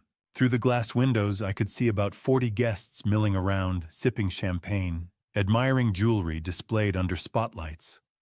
White walls, polished floors, everything pristine, curated perfect. And there at the center of it all was Cassandra. She wore an elegant black dress, her makeup flawless, her smile confident, as she gestured to a display case and spoke to a small group of VIP clients. Detective Bennett stood beside me along with Officer Torres and 3 other officers. Mr. Hayes, are you sure you want to witness this? I nodded. I need to see it. She gave me a long look, then nodded. All right, let's go. We walked in through the front door. The bell above it chimed softly. A few guests glanced over, curious. Then they saw the uniforms. The room went quiet. Cassandra turned mid-sentence, and her eyes landed on Detective Bennett. Her smile faltered. Her face went pale. Cassandra Hayes. Detective Bennett said, her voice calm and clear, echoing through the silent gallery. You are under arrest for kidnapping, unlawful imprisonment, conspiracy to commit fraud, forgery, and financial exploitation. Cassandra took a step back. There's been a mistake. I haven't done anything wrong. You have the right to remain silent. Detective Bennett continued, stepping forward. Anything you say can and will be used against you in a court of law. You have the right to an attorney. If you cannot afford an attorney, one will be provided for you. Officer Torres moved to Cassandra's side, pulling a pair of handcuffs from his belt. Cassandra's eyes darted around the room. The guests had backed away, their faces shocked, horrified. A few people whispered to each other. Someone held up a phone filming. Then Cassandra saw me, standing just inside the doorway, watching. Her eyes widened. Dad! I walked forward slowly. The crowd parted. Cassandra stared at me, her face crumpling. Dad, please, she said, her voice breaking.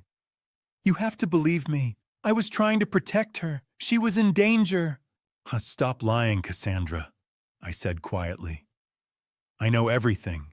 The fake accident, Thomas Whitmore, the AI voice messages, Jake Morrison, Eddie, Derek, all of it. She shook her head, tears streaming down her face. You don't understand. Felicia was going to leave us. She had a job offer in New York. She was going to abandon the family. After Mom died, I promised I'd keep us together. By locking your sister in a basement for 8 years. My voice rose. By stealing her designs. By making her believe she was a murderer. I gave her food. Cassandra sobbed. I gave her art supplies. I kept her safe. You made her a prisoner, I shouted. She was 19 years old, Cassandra. She had her whole life ahead of her and you stole it. Cassandra collapsed to her knees, sobbing. I didn't mean for it to last. I looked out the window. The street was busy, people walking, laughing, living their lives. None of them knew. So he just gets to walk away, I asked. Legally, yes. Detective Bennett's voice softened. Morally, that's between him and his conscience. But for what it's worth, he asked me to give you this. She pulled a small folded piece of paper from the folder and handed it to me. I opened it. The handwriting was shaky, but legible. Mr. Hayes, I'm sorry I didn't come forward sooner. I was scared. I was ashamed. If I could go back and change it, I would. I hope your daughter can find peace. Eddie. I folded the note and put it in my pocket. I didn't know what to feel. Gratitude, anger, both. What happens now? I asked.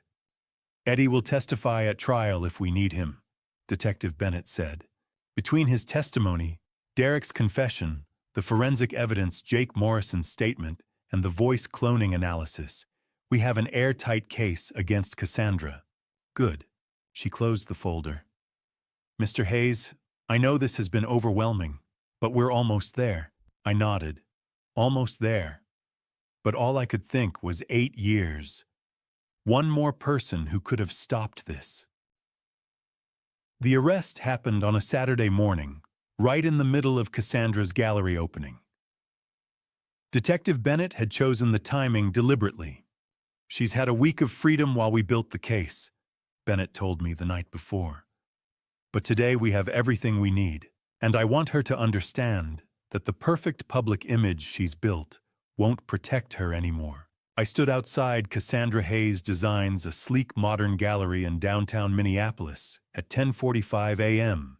Through the glass windows, I could see about 40 guests milling around, sipping champagne, admiring jewelry displayed under spotlights. White walls, polished floors, everything pristine, curated perfect. And there at the center of it all was Cassandra. She wore an elegant black dress, her makeup flawless, her smile confident, as she gestured to a display case and spoke to a small group of VIP clients. Detective Bennett stood beside me along with Officer Torres and 3 other officers. Mr. Hayes, are you sure you want to witness this? I nodded. I need to see it.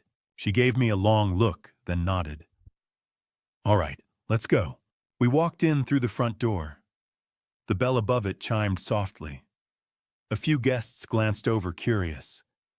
Then they saw the uniforms. The room went quiet. Cassandra turned mid-sentence, and her eyes landed on Detective Bennett. Her smile faltered. Her face went pale. Cassandra Hayes.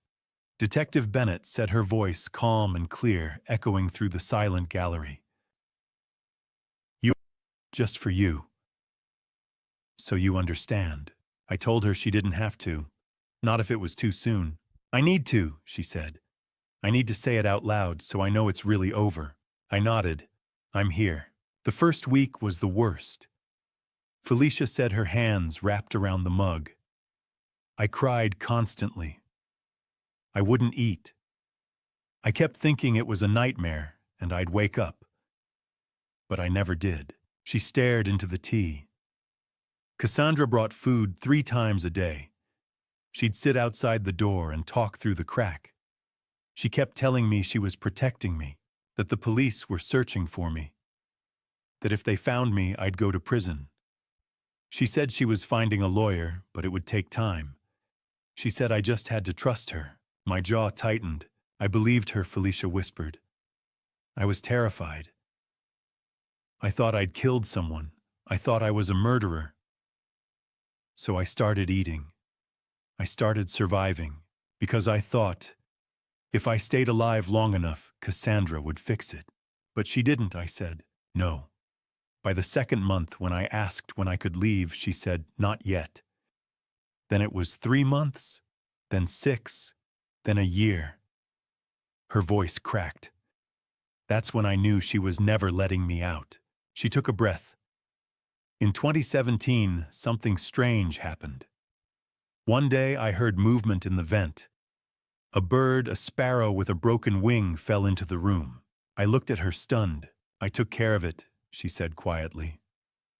I tore cloth to make a splint, fed it crumbs from my bread. I named it Hope. Her eyes filled. Watching Hope heal gave me a reason to keep going. It reminded me that broken things could be mended. What happened to her, I asked. In 2018, I helped her escape through the vent. I thought she'd fly away. But 2 days later, she came back. Felicia smiled faintly. I realized we were both trapped. She couldn't leave me. I couldn't leave that room. But having her there kept me alive. She wiped her eyes. To stay sane, I started drawing. Cassandra gave me paper pencils and art books. She said I needed to design jewelry for her. She said the money would help my legal defense. I closed my eyes. I didn't draw for her, Felicia said. I drew for me. Every day. Forests, oceans, birds, and you, Dad. Over 100 portraits of you drawn from memory. Drawing your face reminded me that someone out there loved me, that someday you'd find me. In 2019, she continued, Cassandra pushed harder. She wanted designs for her business. I knew by then there were no lawyers, but I needed something to hold on to, so I designed. She met my eyes. That's when I started hiding the letter F in every piece. I nodded. Riley told me. I knew she'd see it, Felicia said. In college, Riley and I used to hide marks in our work. It was our way of saying, this is mine. So I did it again. It was my silent scream. From 2019 to 2022, I designed 15 pieces, all with the hidden F, and only Riley noticed. Her voice trembled. Only Riley. I took her hand. She never stopped searching. I know, Felicia whispered. She saved me. By year 8, she said I was losing hope. I thought I'd die there. I stopped drawing as much. I stopped caring.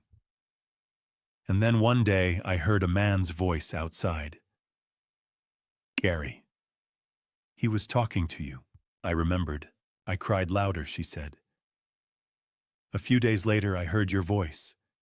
You said my name. Her hands shook. When I heard you, I knew I'd live. I knew you'd come. I pulled her into my arms, and we cried together, not from pain, but relief. Every day I drew something, Felicia said softly. Pictures of you, of forests and skies I couldn't see, of Hope the bird who taught me broken wings can heal. She looked at me, and for the first time in 8 years, I saw light in her eyes. I survived because I believed you'd find me, she said. Even when I wanted to give up. Even when I thought I'd die. I kept drawing you, because I knew you'd never stop being my father. I held her close and we cried again, because she was right. I had never stopped being her father. I had only forgotten how to see the truth.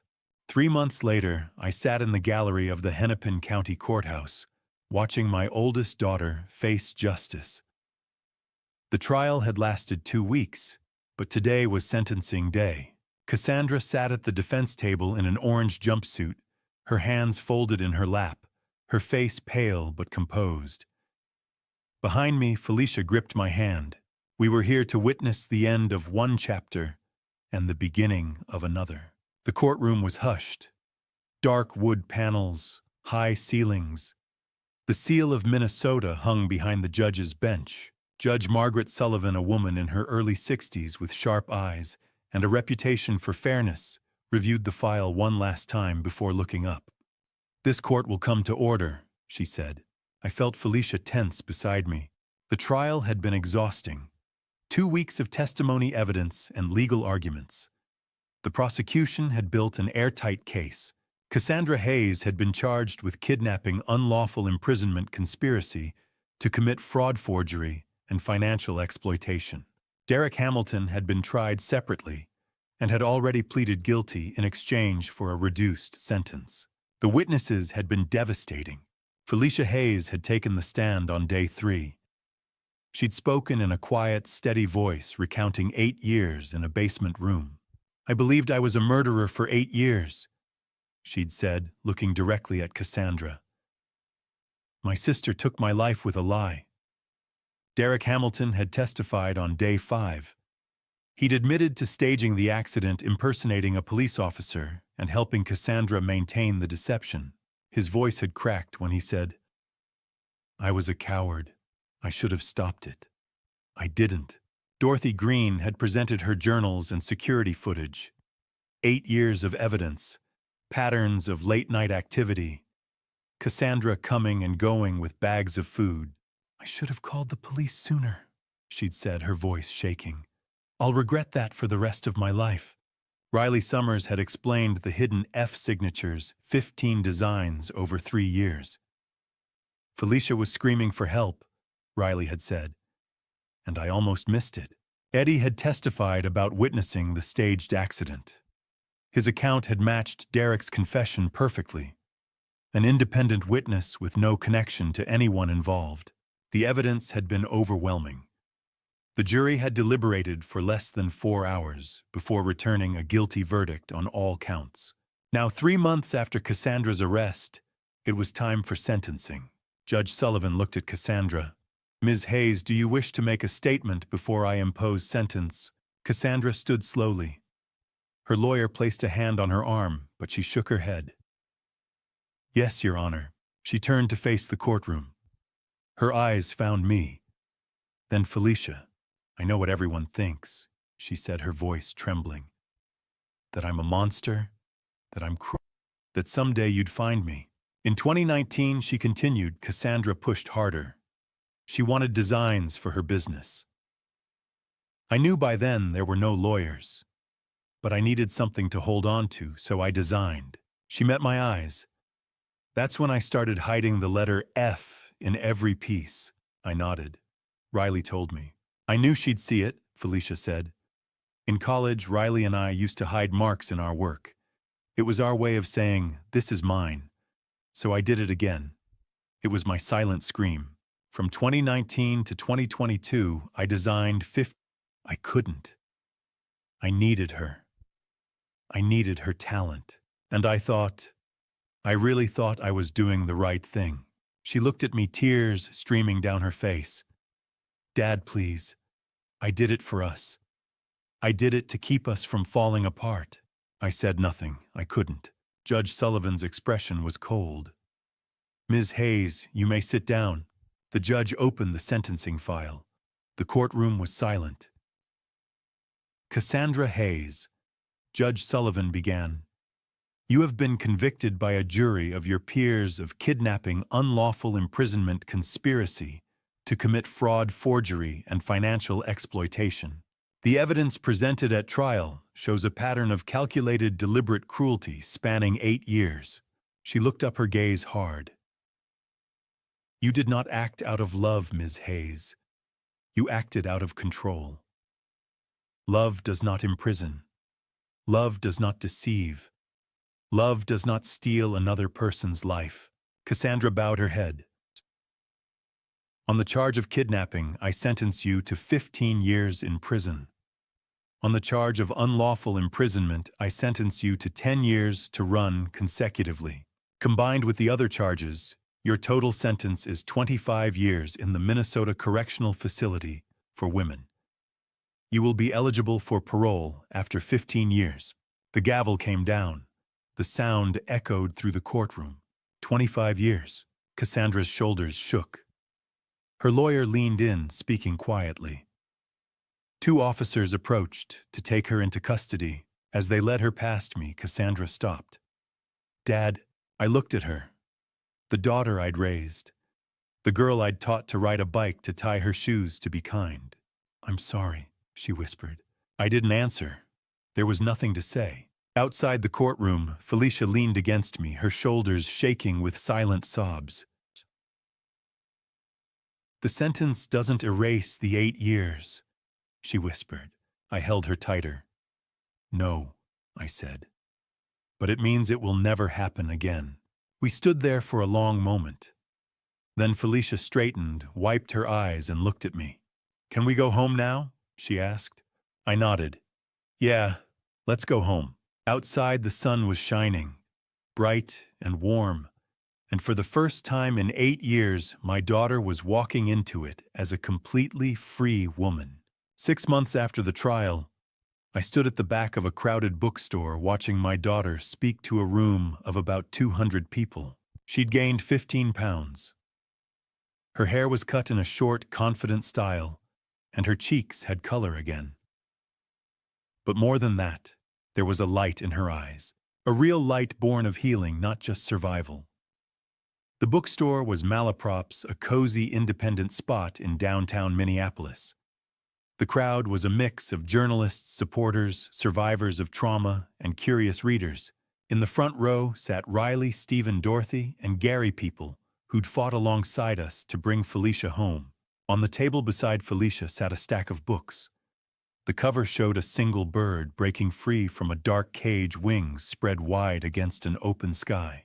The Hidden Room, a memoir of survival by Felicia Hayes. I'd read it twice already. Each time it broke me, and each time it reminded me why we'd fought so hard. Felicia stood at the podium, her voice steady but soft. She wore a simple black sweater and jeans, her hands folded in front of her. Thank you all for being here, she began.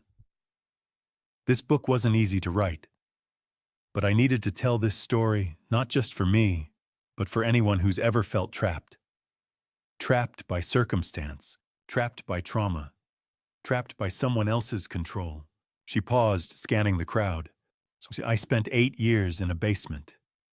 8 years believing I was a murderer. My sister convinced me that the world was safer without me in it. That I was broken, dangerous, unworthy of love.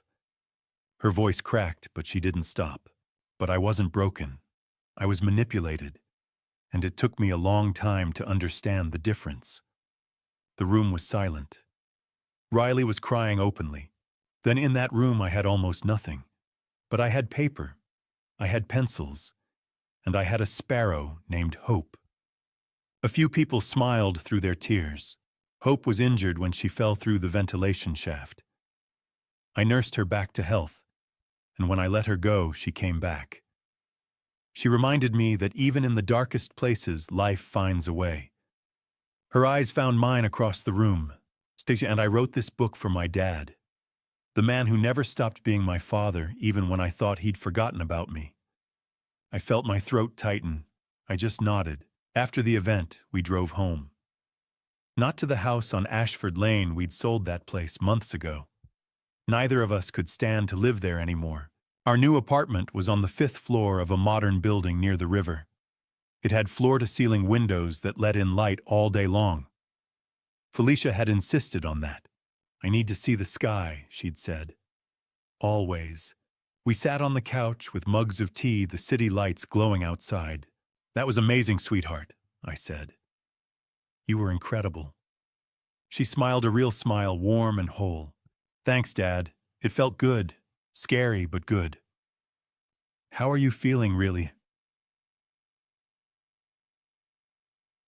She thought for a moment. I'm better. Therapy helps. The support groups help. And honestly, the art therapy workshops have been the best thing I've ever done. After the trial, Felicia had decided not to return to jewelry design.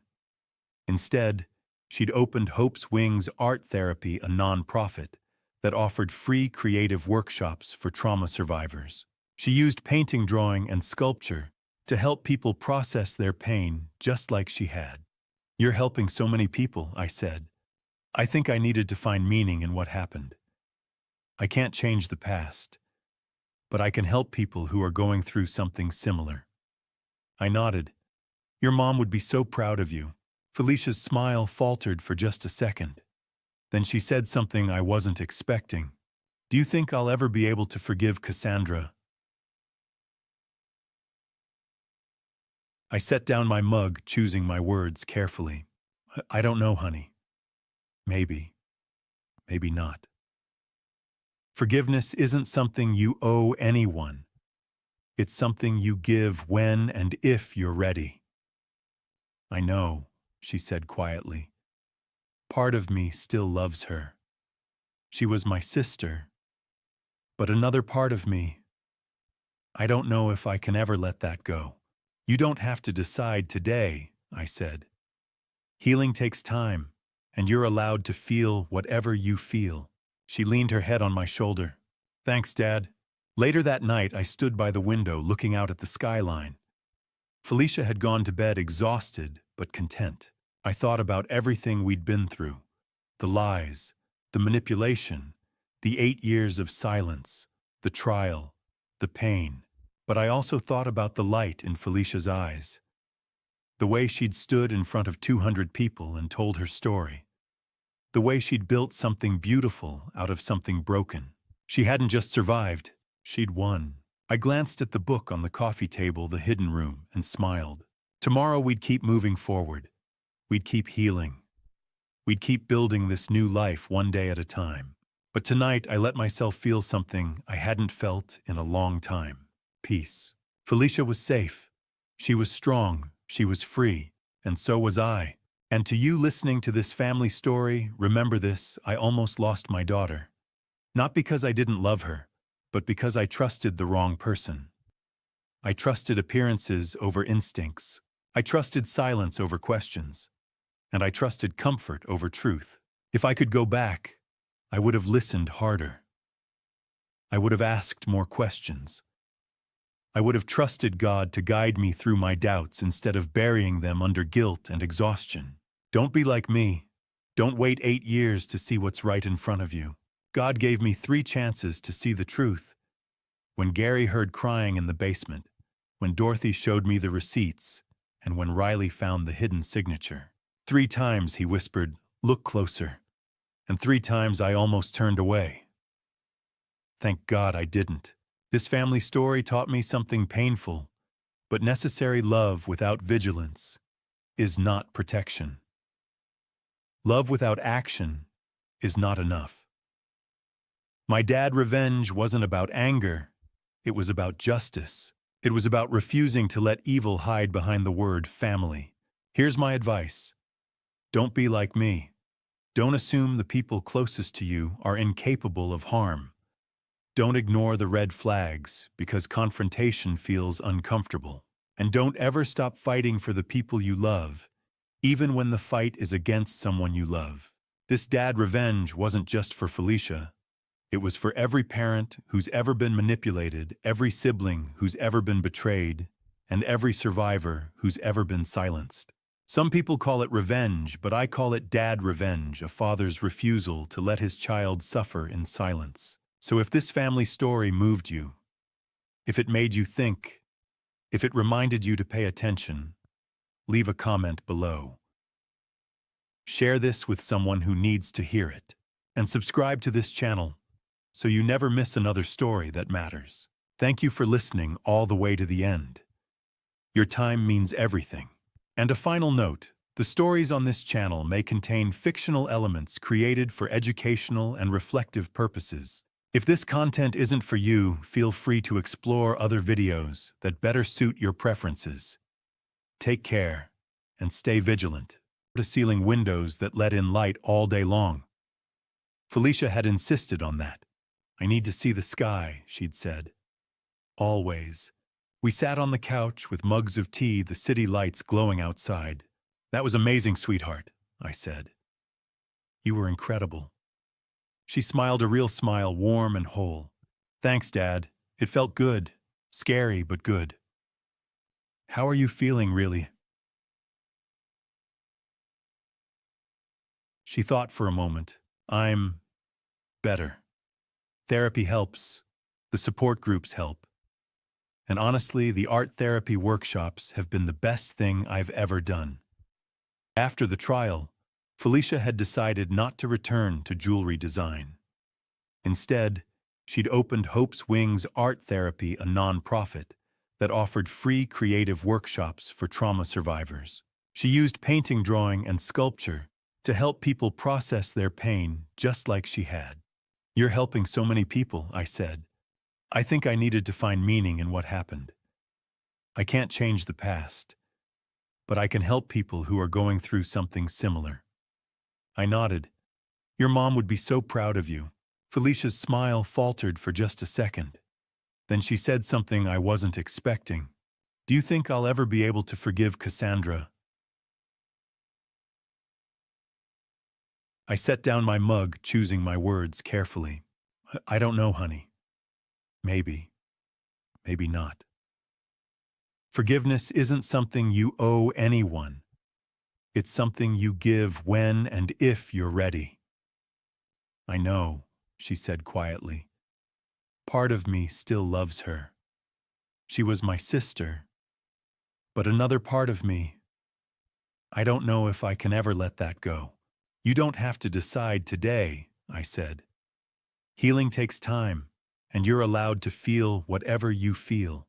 She leaned her head on my shoulder. Thanks, Dad. Later that night, I stood by the window looking out at the skyline. Felicia had gone to bed exhausted but content. I thought about everything we'd been through. The lies, the manipulation, the 8 years of silence, the trial, the pain. But I also thought about the light in Felicia's eyes. The way she'd stood in front of 200 people and told her story. The way she'd built something beautiful out of something broken. She hadn't just survived, she'd won. I glanced at the book on the coffee table, The Hidden Room, and smiled. Tomorrow we'd keep moving forward. We'd keep healing. We'd keep building this new life one day at a time. But tonight I let myself feel something I hadn't felt in a long time. Peace. Felicia was safe. She was strong. She was free. And so was I. And to you listening to this family story, remember this: I almost lost my daughter. Not because I didn't love her, but because I trusted the wrong person. I trusted appearances over instincts. I trusted silence over questions. And I trusted comfort over truth. If I could go back, I would have listened harder. I would have asked more questions. I would have trusted God to guide me through my doubts instead of burying them under guilt and exhaustion. Don't be like me. Don't wait 8 years to see what's right in front of you. God gave me 3 chances to see the truth. When Gary heard crying in the basement, when Dorothy showed me the receipts, and when Riley found the hidden signature. 3 times he whispered, "Look closer." And 3 times I almost turned away. Thank God I didn't. This family story taught me something painful, but necessary. Love without vigilance is not protection. Love without action is not enough. My dad's revenge wasn't about anger. It was about justice. It was about refusing to let evil hide behind the word family. Here's my advice. Don't be like me. Don't assume the people closest to you are incapable of harm. Don't ignore the red flags because confrontation feels uncomfortable. And don't ever stop fighting for the people you love, even when the fight is against someone you love. This dad revenge wasn't just for Felicia. It was for every parent who's ever been manipulated, every sibling who's ever been betrayed, and every survivor who's ever been silenced. Some people call it revenge, but I call it dad revenge, a father's refusal to let his child suffer in silence. So if this family story moved you, if it made you think, if it reminded you to pay attention, leave a comment below. Share this with someone who needs to hear it. And subscribe to this channel so you never miss another story that matters. Thank you for listening all the way to the end. Your time means everything. And a final note, the stories on this channel may contain fictional elements created for educational and reflective purposes. If this content isn't for you, feel free to explore other videos that better suit your preferences. Take care and stay vigilant.